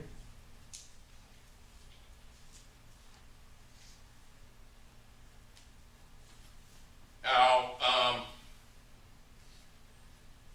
some point, you said you began working with Jonathan Hearn at approximately, I think it was 2011, is that right? Yeah, that's just a rough guess. Best guess. Yeah. The, He was 21, so whenever that was. okay. Now, you indicated that when you were in contact with him and worked with him when he was working as a paramedic, he was 21 years old and he was already a paramedic. Is that right? Correct. Okay. And you indicated you felt he was highly intelligent. Is that right? Yes. And very, you said, I think, almost introverted in some ways? Yeah, I said he seemed sheltered. Okay. And you indicated he was constantly writing things down. Is that right? He was typing on his computer. Okay. Did he, to your knowledge, did he appear to be extremely religious in any way? No. Okay. He never came across to you as being extremely religious? No, not at work. Did he ever identify himself as a, quote, conservative Christian to you? No.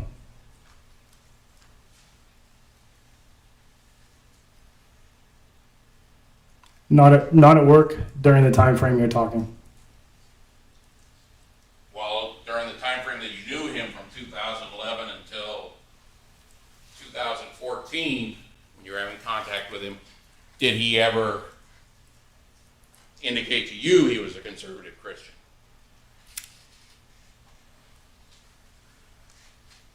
The first time I had indication that he was Christian, and was probably the voicemail. I might have known he was Christian, but it wasn't a topic or an issue, or I didn't even remember that he was Christian if he told me. Now, you say the voicemail, that's the one you played for Detective Meyer? Correct.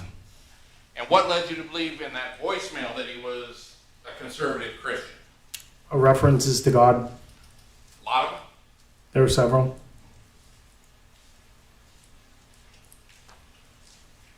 And when was it approximately that you received that voicemail? It was the Friday following Rob's funeral. I want to get the time frame down correctly.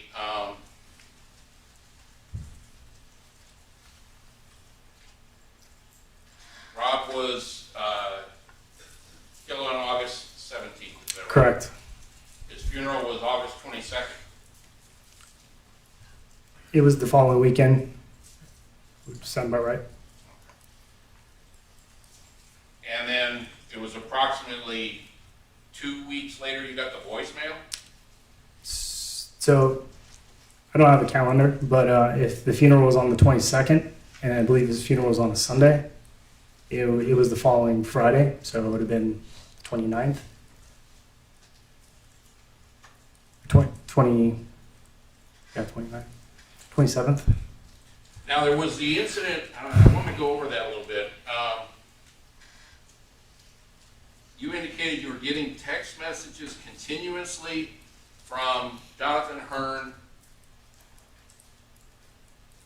complimentary text messages and asking other information from when you saw him in the bar in late 2012, beginning of 2013, is that right?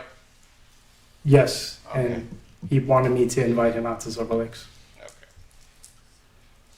And you never did that though, right? No. Did you provide those text messages to Detective Meyer also? I do not believe I did. I do not think I had them anymore. This was a span of a while, and I had no reason to save those. So I deleted them like I deleted any other text messages.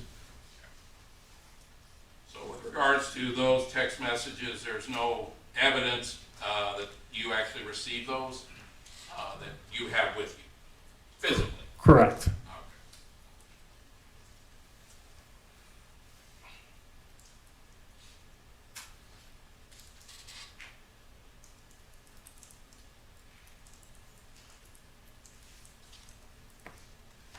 Now, you indicated at some point he called you asking for Rob Limon's phone number, is that right? He texted me. Texted you. And that was when Rob Limon was working on your house doing, helping you renovate it, is that right? Correct. Okay. And that was the house that you just bought when you moved, is that right? Correct. Okay. And so you were remodeling that house? Mm-hmm. Is that a yes? Yes. The young lady's got to take it all Oh, down. sorry. That's all right. And it's your recollection that was sometime in the beginning of 2013, is that right? I'm going to think about that for just 1 second to confirm it.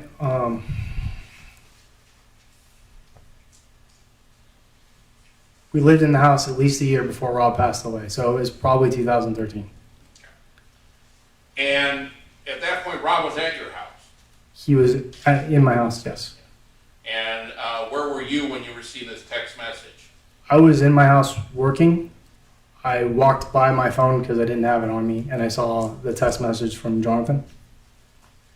And did you respond to his text message? I did with a phone call. And you called him and spoke to him. I did.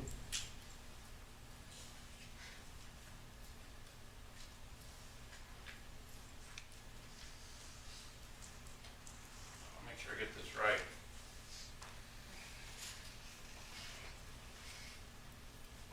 You asked him if he had something going on with Sabrina, is that right? I did.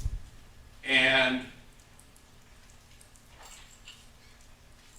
at that point, you told Detective Meyer that you lost your mind. Is that right? When I was speaking to Jonathan, Yes, sir. yes, Okay. I was very angry. And you told him at that time that you told Jonathan Hearn that that's your best friend's wife. And you told Jonathan Hearn to leave you alone. Is that right? Not me alone. Oh, I told him to never contact the Limons, stay away from Sabrina, and yeah, I said a lot of things. Well, didn't you tell Detective Meyer, your exact words were, that's my best friend's wife, and you need to leave us alone? Isn't that what you said? I said something like that, yes. Okay. I didn't want to hear from Jonathan again.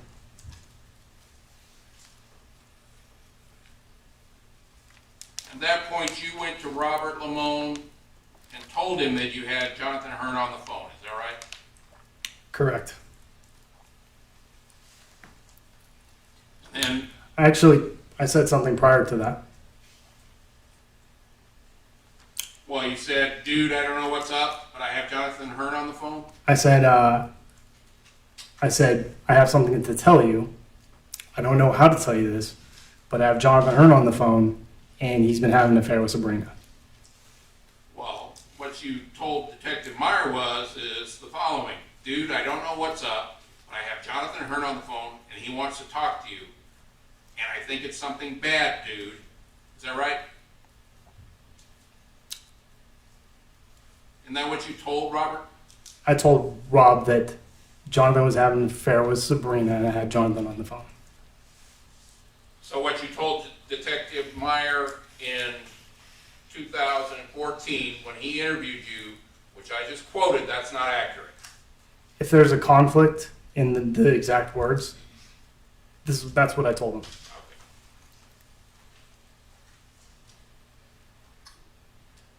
By the time I walked up to Robert, I was aware of Jonathan's affair with Sabrina. Well, you went up to him and said you knew about they were involved in some way. Is that right? I said he's been having an affair with Sabrina. Okay. And you went up to Robert, and at some point you became aware that Robert already knew about Jonathan Hearn, right? Correct. He told me he found out, I think the night before.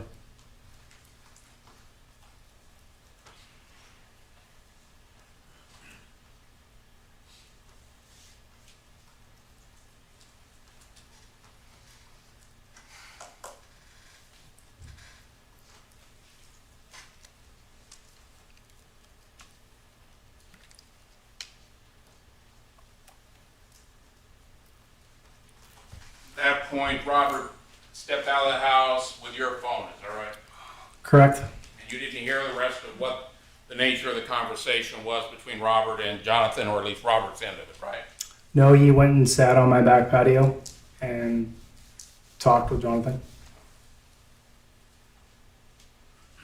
And that's the extent of what you knew at that point in time, is that right? Yes.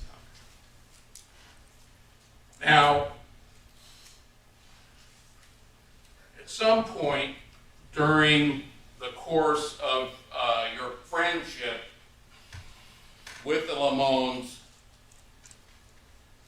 you became aware that they had an open marriage, correct?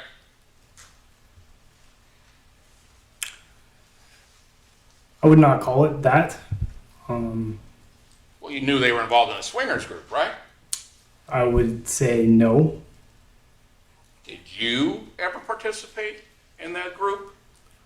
There was no swingers group, sir. Okay. According to you.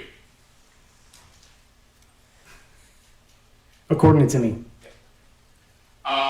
Was your wife involved in this swingers group? There was no swingers group. Well, let me ask you this.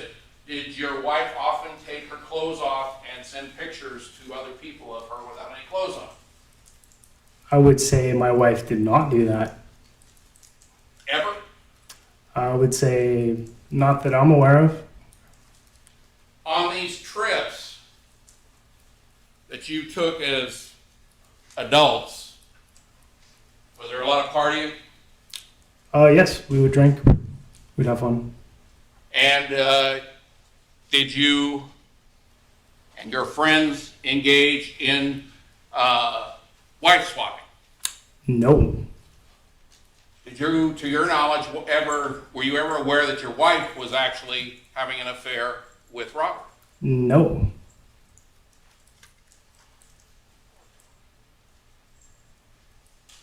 So you were unaware at any time that your wife was having sex with Robert Limon? My wife never had sex with Robert Limon.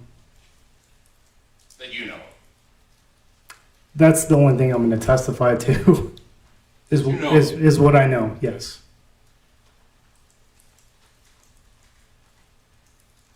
Did you know Dale Smith? I did. Was he also a friend of Robert and Sabrina Limon? He was. Was his wife also a friend of Robert and Sabrina Limon? She was.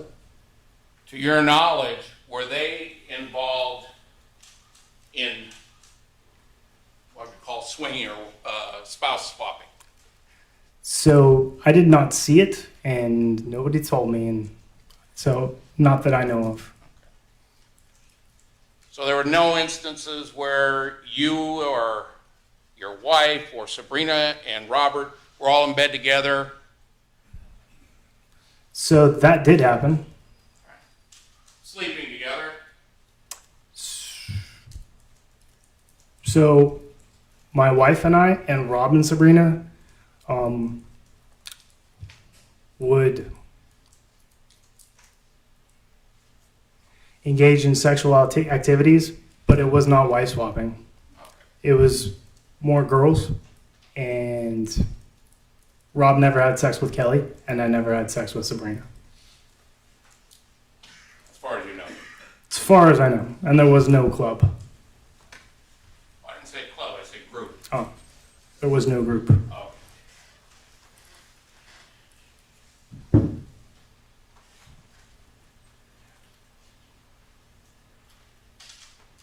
You know an individual by the name of Dax I do. and his wife Nancy? I do. And were they also part of your adult group that you were involved with the Limons? Yes, they were our friends. And what does Nancy, what is her appearance? What, could you describe her for us? Her appearance, Yes, sir. she has brown hair. And was she also partaking in these adult activities that you engage in with the Limons? No,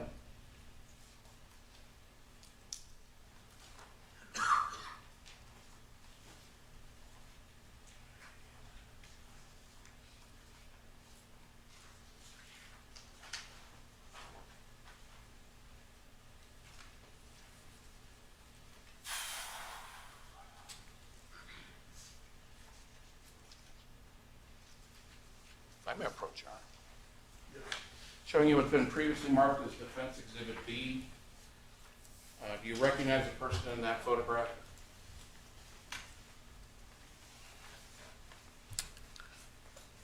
I think so. And who do you believe that is? It looks like Nancy.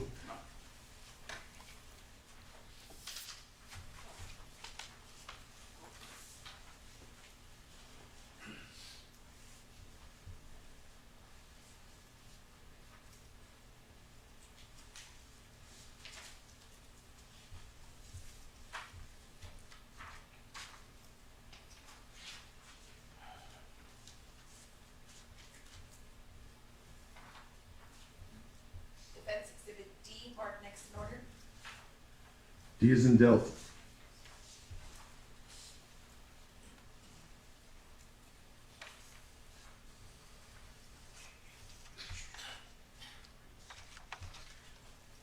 I may approach, showing you what's been previously marked as Defense Exhibit D. You recognize the person depicted in that photograph? I do. And who is that? That's my ex-wife, Kelly. Kelly.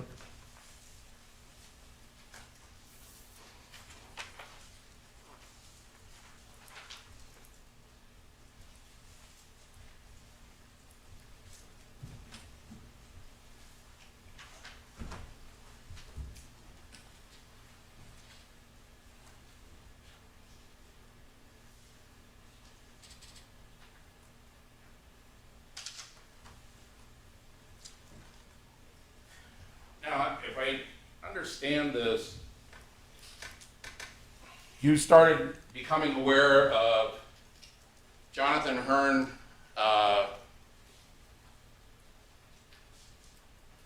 pursuing Sabrina in about 2012, right?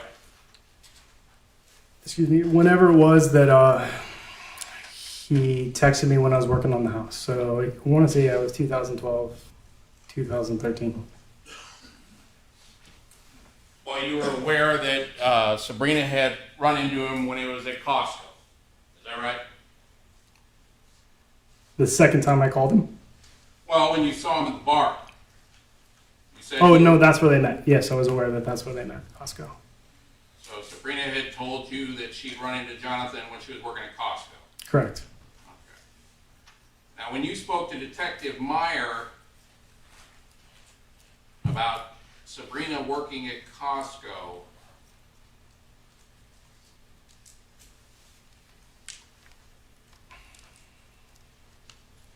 you indicated that you told Detective Meyer that, I want to make sure I get this right, you got a bad feeling about her getting the job, is that right? I did. Okay. And you told Detective Meyer that you talked to your wife about it and that you felt weird about Sabrina having a job and you felt that she was going to be exposed to a lot of people and you weren't comfortable with it. Is that right? I wouldn't put it in those terms. We recently had a friend who started having an affair on her husband once she started working at Costco. So that was more pertaining to that. So because your friends that started working at Costco and had an affair there, then you were concerned about Sabrina coming into contact people that might spurn her to have an affair? Something like that, yeah. Well, wouldn't you agree that that's more between Rob and Sabrina as to whether or not she works and where she works? Absolutely. But you felt it was bad and you were concerned about it, is that right? Yes, and this was a conversation I had with my then at the time wife, and that's where it ended and stopped. Well, you told Detective Meyer that you thought it was, I put it that it was, felt weird and that she was going to be exposed to a lot of people and you weren't comfortable with it, right? So when I'm giving my interview to Detective Meyer, I said something like that about the feeling I had when she got the job.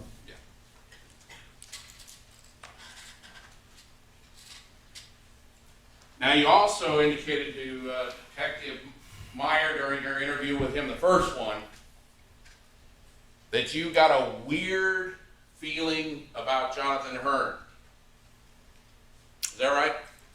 Yes, there was the voicemail he sent me or left me gave me a very weird feeling.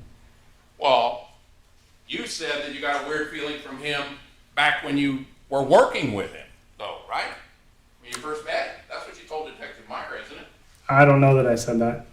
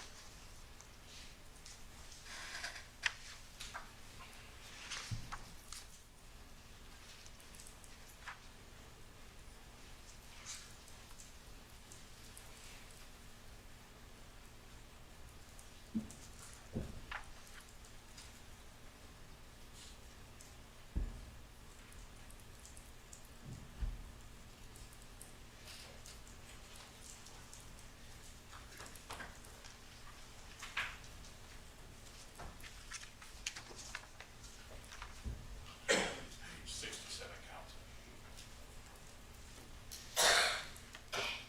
Show you a portion of the report prepared by Detective Meyer. Highlighted portion. Ask you to read that paragraph so you can have any context.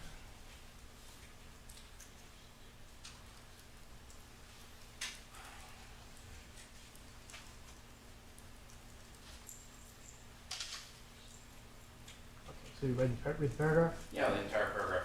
Jason told me he does not sell To yourself, sir. Oh.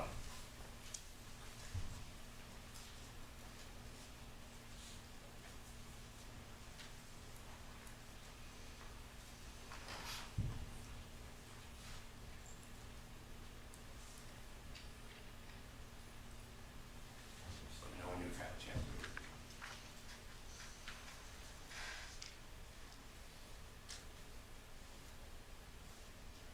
it. Okay. You remember telling Detective Meyer that when you were working with him in San Bernardino, it was extra help, that he gave you a weird feeling? So no, I did not remember that, but it's transcribed, so I must have said it. Well, that's what you told Detective Meyer when you were interviewed by him, wasn't it? Yes.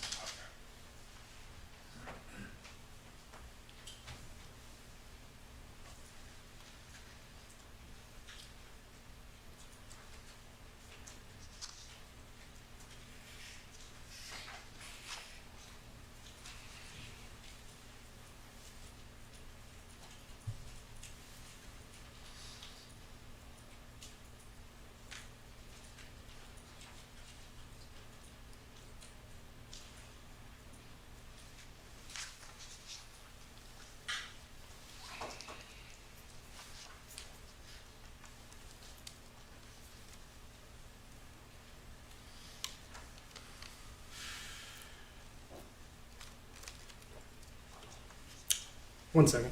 Your Honor, is it possible to get another bottle of water? Another bottle, no. A cup, yes. Oh, all right. I'll take a cup if you guys got one.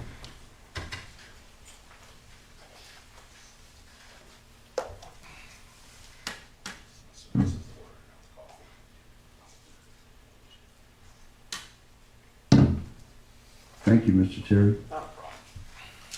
Thanks. You're welcome.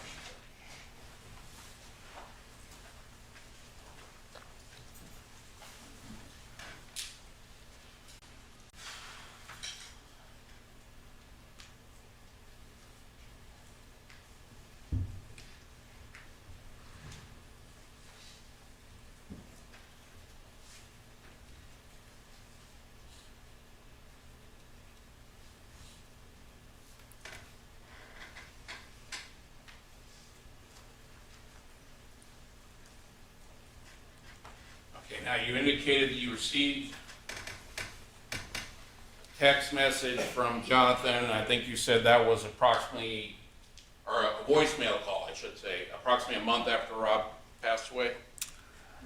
So it was the Friday following Rob's funeral. Okay. He called me, and I didn't answer the phone. It went to voicemail. And that's the voicemail you provided to Detective Meyer. Correct.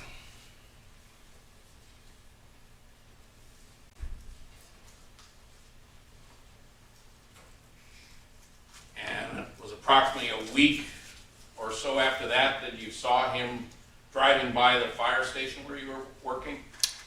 I would say it was probably more like a month, maybe 3 weeks, somewhere in there. I actually don't have a time frame. And what vehicle was he driving? Motorcycle. He was on a motorcycle? Hmm. Is that a yes? Yes, yes, sir. And you recognize his motorcycle? Yes. How often had you seen his motorcycle? I had probably seen it once before. And was that in the neighborhood, or was that when you were working with him? It was parked in front of Sabrina's house. It was in the neighborhood. Was there anything distinctive about that motorcycle that you recall? It's a very unique motorcycle, and it How so? had a. It was like an older fashioned. It looked like an older fashioned motorcycle, and it had "Forgiven" airbrushed on the side of it. On the tank, or on the gas tank? I believe it's on the gas tank.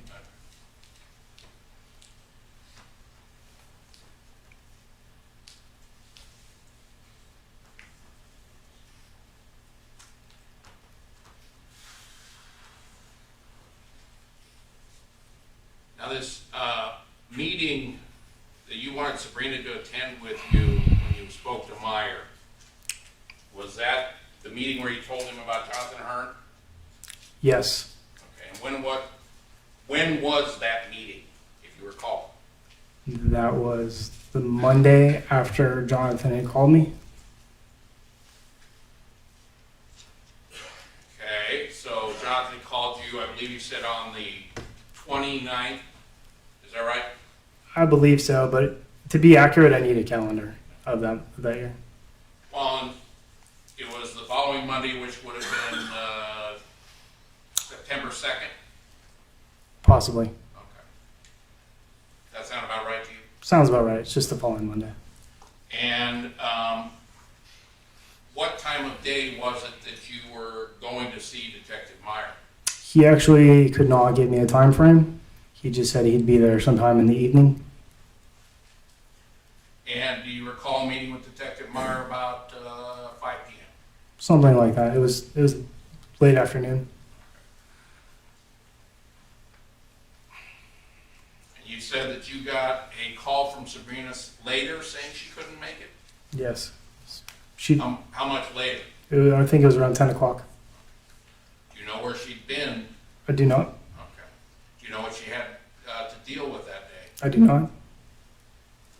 But she told you she would be unable to make it.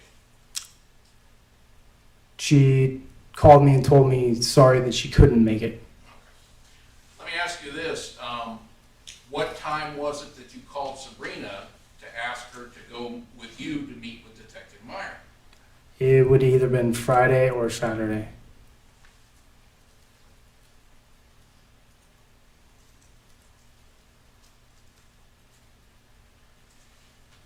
And I did not tell her to meet with Detective Meyer. You didn't tell her that you were going to meet with Detective Meyer? No. And he told you not to tell her? No. He did not say that. Okay. He did not know that I had invited her to the meeting until after he had arrived. Did you intend to tell, or were you going to tell Sabrina that you were going to talk to Detective Meyer about Jonathan Hearn? I knew Sabrina would not want me to tell the detectives that she had had an affair with Jonathan Hearn. So I did not want to upset her, and I did not want her to freak out. But I knew that they needed to know about Jonathan, and I thought the best person to tell them would be her.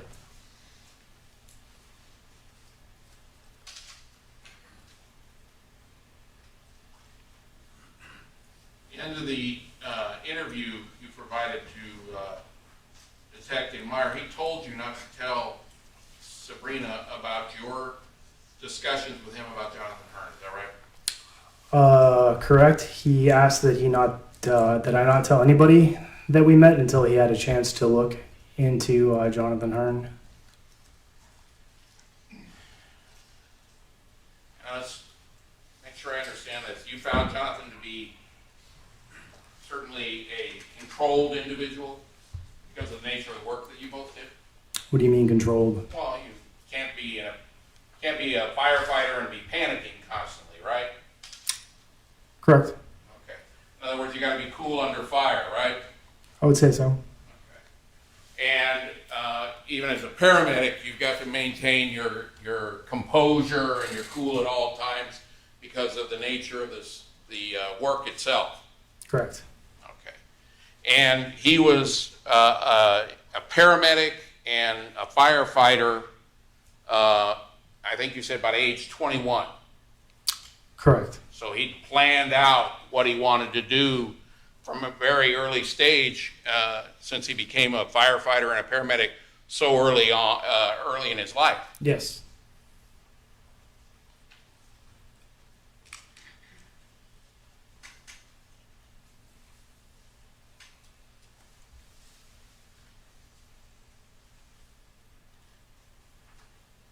And wouldn't you agree that you indicated that he was extremely, in your mind, extremely intelligent? I believe you said. Is that right? Yes. And you'd indicated that he should be doing something other than what he was doing as a firefighter, right? Yeah, I felt he had the potential. Yeah. Tell me, are you aware of what Sabrina's educational background is? Objection, speculation. I asked if you were aware. Well, question was, are you aware overruled? I actually do not know specifics. Did you know if she even graduated from high school? That I don't know. Do you know if she ever attended any college that you're aware of? Objection, speculation. Assistant. Were you aware of whether or not she'd gone to college? If you're aware. No, I'm not aware. Answer assistant.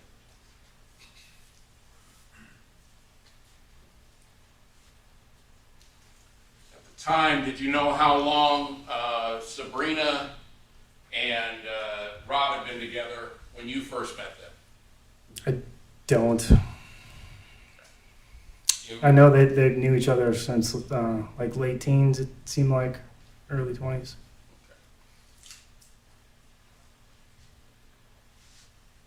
Do you know how old she was when she and Rob got married? I don't. You'd say Sabrina was kind of a very outgoing and friendly person, would you not? I would say yes. She's outgoing and friendly. And she's kind of always upbeat, pretty much most of the time, right? I would say so. Okay. Kind of a bubbly, what they call bubbly personality, if you will. Yeah. And she would, anytime anybody was taking a picture, she was all smiles, right? Objection, speculation. Well, the pictures you've seen of her. Well, one second. Objection is speculation as to all the pictures sustained. Okay. With regards to the pictures you've seen of her, she's always smiling in the pictures, right? Yes. Always seemed happy. Yes. And when you guys were in your partying group, your adult parties, you guys were drinking a lot? Yes. Okay. And was anybody into, without getting into any specifics, anybody into smoking a little weed? Objection, relevance. Assistant. Well, were drugs ever a part of your group's activities? Objection, relevance. Overruled. Yes. No, drugs were not a part of the group's activities.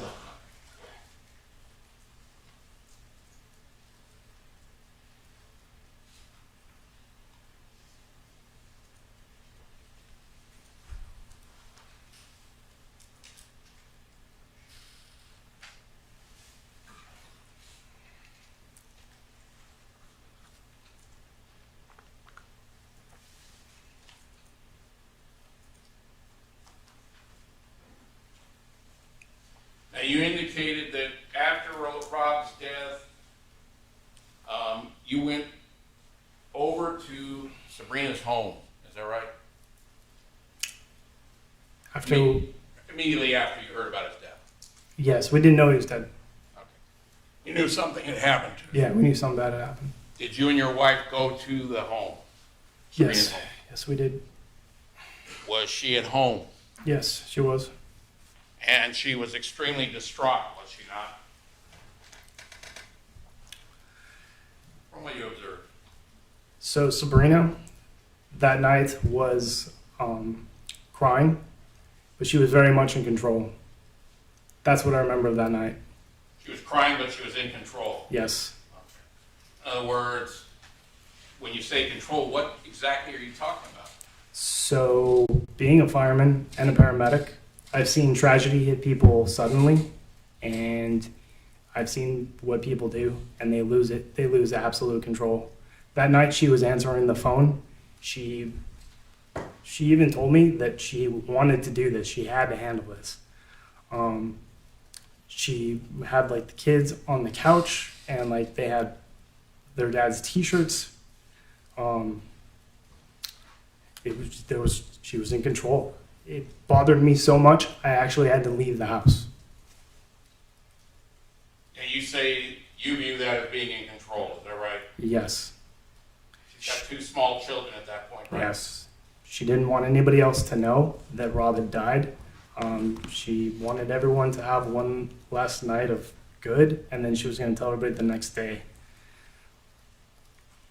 And in your mind, that's strange. Is that right? In my mind, it was very strange. Okay. But have you ever been a single mother who just had her husband murdered with two small children? No, I haven't. Okay.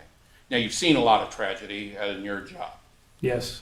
and everybody deals with it in a different way. Would you not agree? To a varying degree, yes. Okay. But you made a judgment as to Sabrina's mental state and her emotional state on that night, right? So the common factor that I would say is people do not stay in control, especially when they're struck with a sudden tragedy like that. You ever heard of the term shock, sir? Yes. Okay. Do people in shock not seem to be in control, sir? No, Never. I would say no. They appear to be, in your experience, shut down. No, people do shut down. They quit eating, they quit taking care of themselves, they quit showering. And they shut down in some fashion to deal with it, right?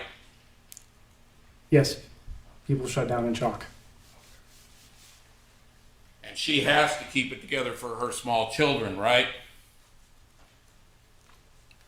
Yes, In other words, her losing it in front of her kids isn't going to benefit the kids any, is it? I would, In your mind. What's the objection, Mr. Smith? Since you had it in your mind, I'll let it Withdrawn? Go ahead.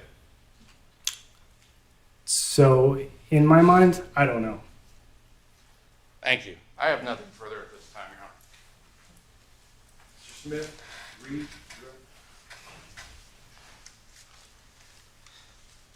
You kept getting asked about quote-unquote adult trips. Yes. What are these adult trips? So I'm assuming he's referring to possibly like we would go to the river or we would go wine tasting where we didn't take kids. So adult trips is another terminology for a vacation where your kids don't go. Yes.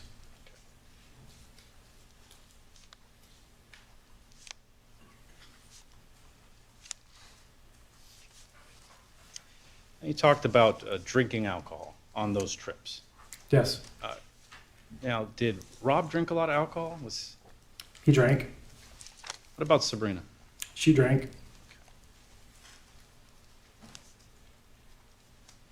Now, in all those times where you're hanging out on adult trips, drinking alcohol, did you ever have sex with Sabrina Limon? No.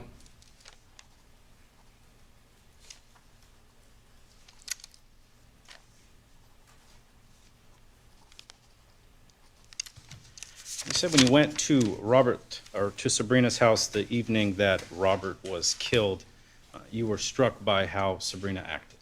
Yes. What did you find significant enough to make you want to leave the house? The fact that she was answering the phone was what disturbed me the most. And the fact that she didn't want anybody else to know, and she wanted to control how people found out. It just, yeah, that disturbed me. Okay, how were you reacting? I was in a daze. I left. I went over to some other friend's house. And she told me not to tell anybody, but I told some other people.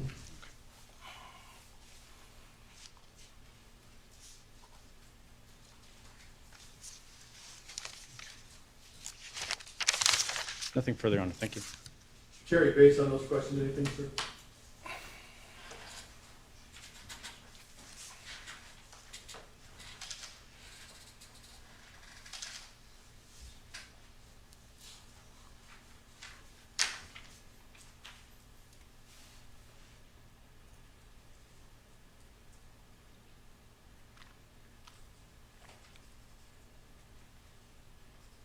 Nothing.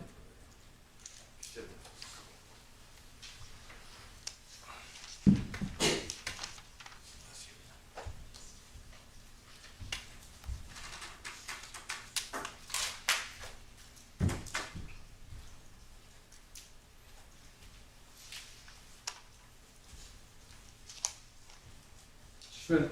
People call Kelly Bernatine.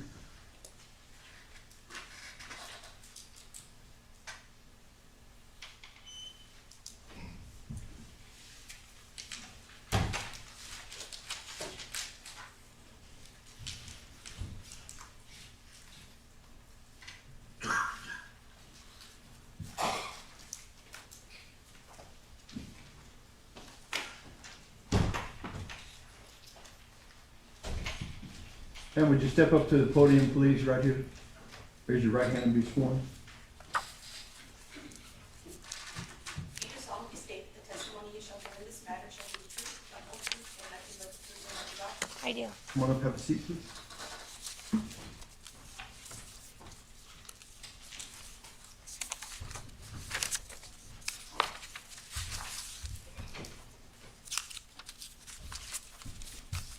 Good morning, ma'am. Can you tell us your name and spell your last name for the record? My name is Kelly Christine Bernatine, Bernatene. Thank you. Your witness, Mr. Smith. Morning, Ms. Bernatine. The person that just left from testifying, who is that? That's my ex-husband, Jason Bernatine. Okay. Now, 2014, where were you living with Mr. Bernatine, Jason? In Hellendale, California.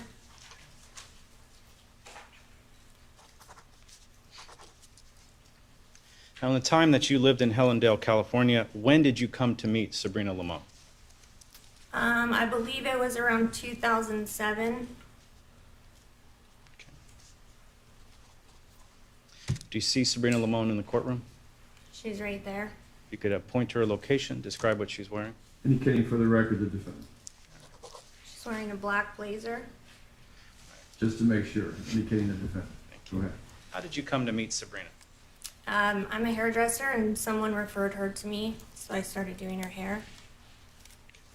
How long did you do Sabrina's hair?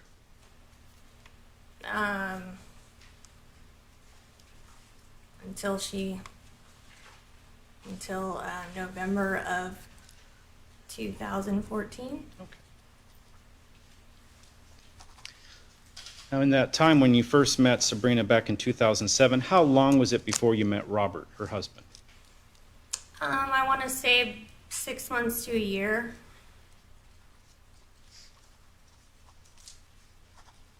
Now, after you met both Sabrina and Robert, did you start to hang out with them as friends? About 6 months to a year.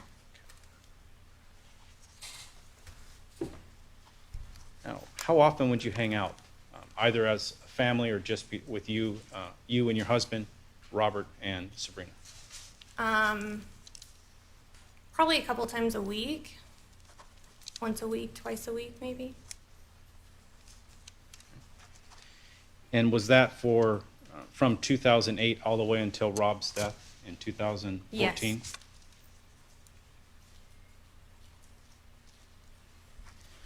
Now, when you did hang out as families, what type of stuff would you guys do? We did barbecues and days at the lake and birthdays and holidays.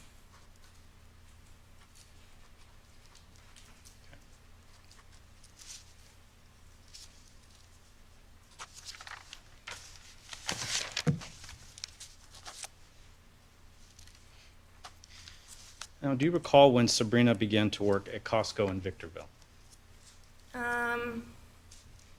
It was in September of 2012, I believe. Now, after Sabrina began to work at Costco, did you ever have a conversation with her about a Jonathan Hearn? Yes, she had told me that she met him there and that he knew my husband Jason and that he came in and shopped there. Now, the time frame we're talking about, is that still in 2012? I would say it was around December 2012.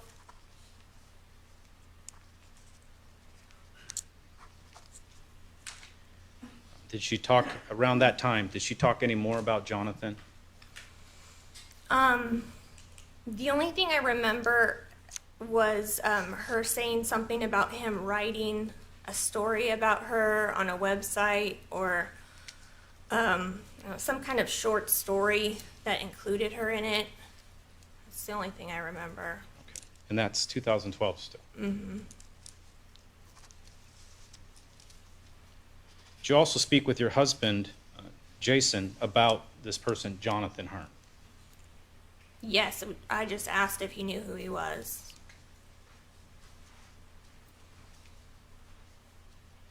Why did you ask your husband why he knew Jonathan Hearn? Because she said that she met him and he knew of Jason. Okay. Now, when did you first meet Jonathan Hearn in person? I believe I met him at the fire station before Sabrina had ever met him. Now, when you say met him at the fire station, where are we talking about? In Hellendale, California. Was your husband working at that fire station at the time? Yes. Okay.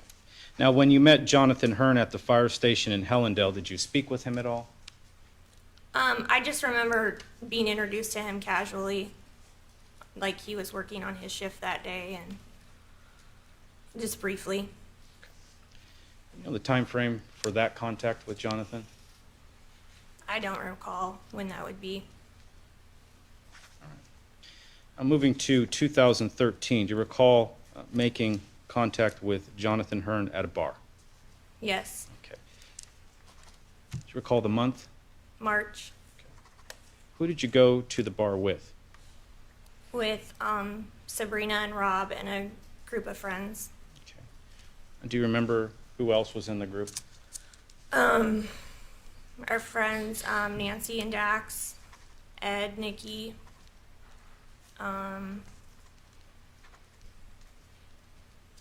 Sabrina's boss, Joe, was there. Also, Sabrina's nephews, Jacob and Joshua, were there.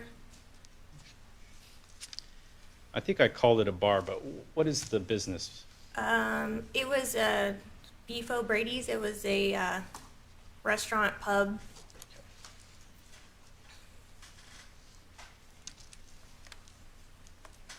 Now, when you arrived, was Jonathan Hearn present? Yes, the first time I saw him, I walked in and my husband was talking to him and another fire captain at the bar. And when you saw Jonathan Hearn, what did you do? I just remembered that he and Sabrina had known each other. I walked up and spoke to them, and I said, oh, you know my friend Sabrina from Costco. And he said, oh yeah, and then I saw her and kind of waved her down. Now, when you waved Sabrina down, what did she do? She looked over at him, and it was kind of like a fake surprise look that he was there. Like she knew he was going to be. Strike as a characterization. Sustained, as free. Now, what was the look on Sabrina's face when you told her that? It was like a fake surprise look. Objection, You, characterization.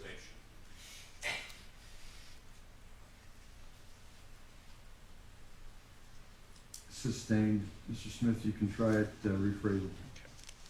if you could just describe her features if they changed. It was kind of a smile, but with like big eyes.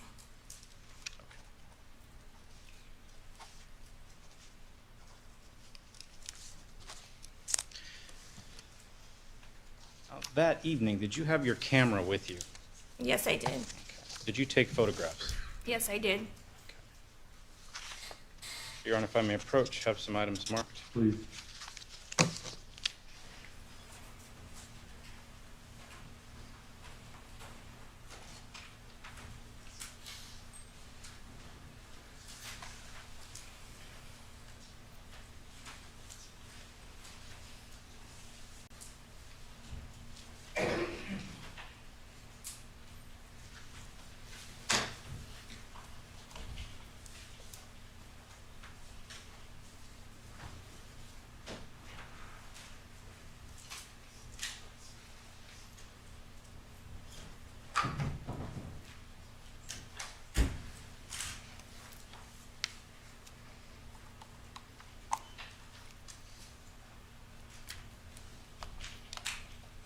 Equals 10 and 11 marked next in order.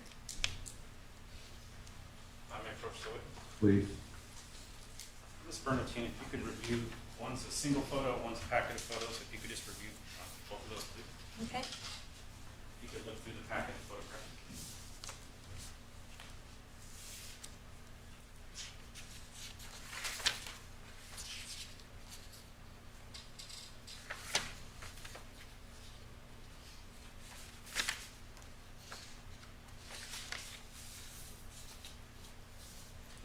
Do you recognize the photographs that are in People's Exhibit 10 and 11? Yes, I do. Are they all photographs that were taken by you? Yes. All photographs taken at the Beef O'Brady's in March of 2013? Yes. Your Honor, I would request People's 10 and 11 be moved into evidence at this time. Any objection, Mr. Chair? Submitted. They'll both be admitted. Proceed.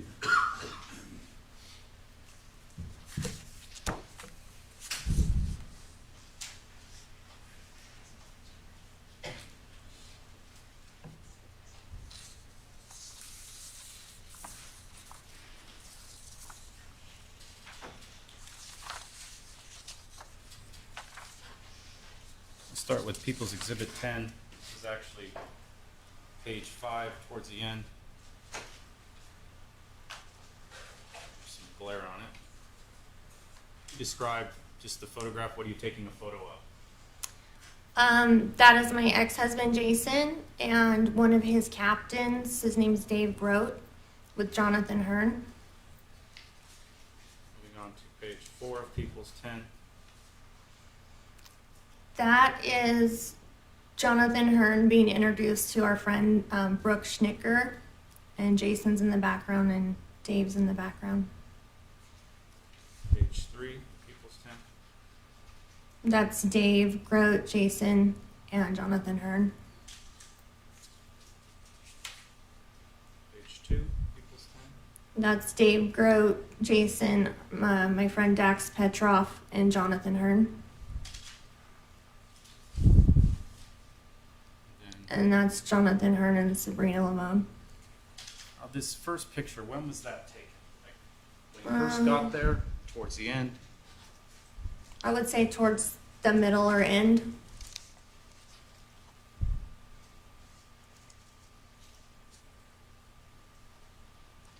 Now, when you took this photograph, where was Robert? He was there somewhere. Do you have any other photographs from that evening where Sabrina's given a bear hug to somebody else? I don't believe so.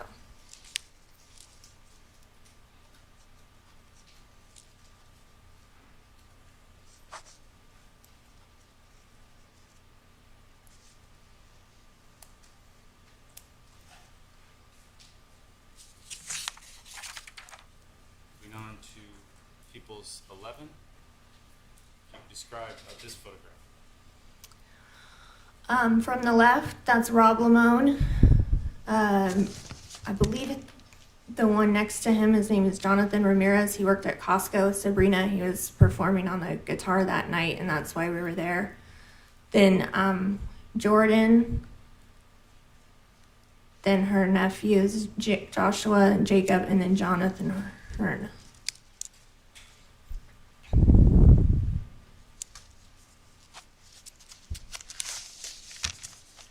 On the day after you were at Beef O'Brady's, you took these photographs. Did you speak with Sabrina about the prior night? I did. Okay. What did you talk with Sabrina about? She had said that Rob was upset about Jonathan, that she was giving him a lot of attention, and he didn't know that she knew him. And I believe he asked if something was going on between them. Now, did you see Jonathan and Sabrina interacting at Beef O'Brady's that night? I did. And what did you see?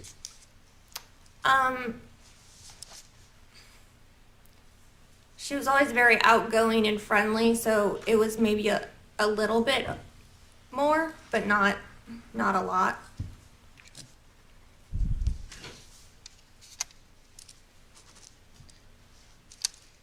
What did Sabrina tell you about her interactions with Jonathan Hearn the day after? She said that there was nothing to worry about, and because I asked her if he had something to worry about, and she said no, that he was just a friend.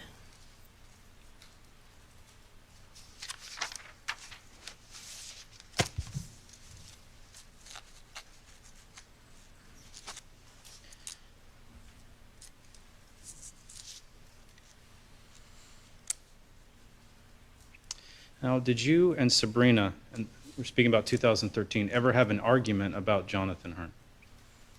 We did after Rob told Jason and I that she had an Calls for hearsay. Sustain. Okay. Did you argue with Sabrina about Jonathan Hearn? Yes. Okay. What did you argue and what did you tell Sabrina? Well, it was more her being upset with me. Okay. I went to talk to her about it, and she didn't want to talk to me about it.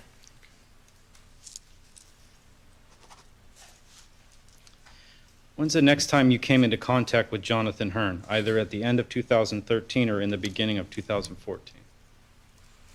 In the beginning of 2014, I saw him and her in Costco down a shopping aisle. Okay. Describe what you saw. It looked like she was on a break, just hanging out with him on the shopping aisle.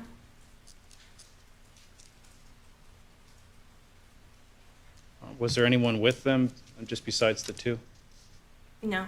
Okay. What did you do? I just walked up towards the front of Costco to check out, and she spotted me and followed me up there, and then kind of pretended like I didn't see him. Objection, move to strike speculation. It'll stand up to the part of pretend. Now, when you got to the your vehicle, did you tell your husband that you had seen Jonathan Hearn in Costco? Yes. Now, the fact that you had seen Jonathan Hearn, did you tell that to Rob at any point? No.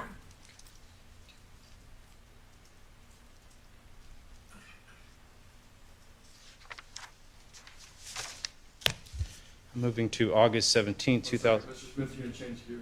Yes. All right, we'll take our lunch recess. Have the jury back at 1:30, please. 1:30. Remember not to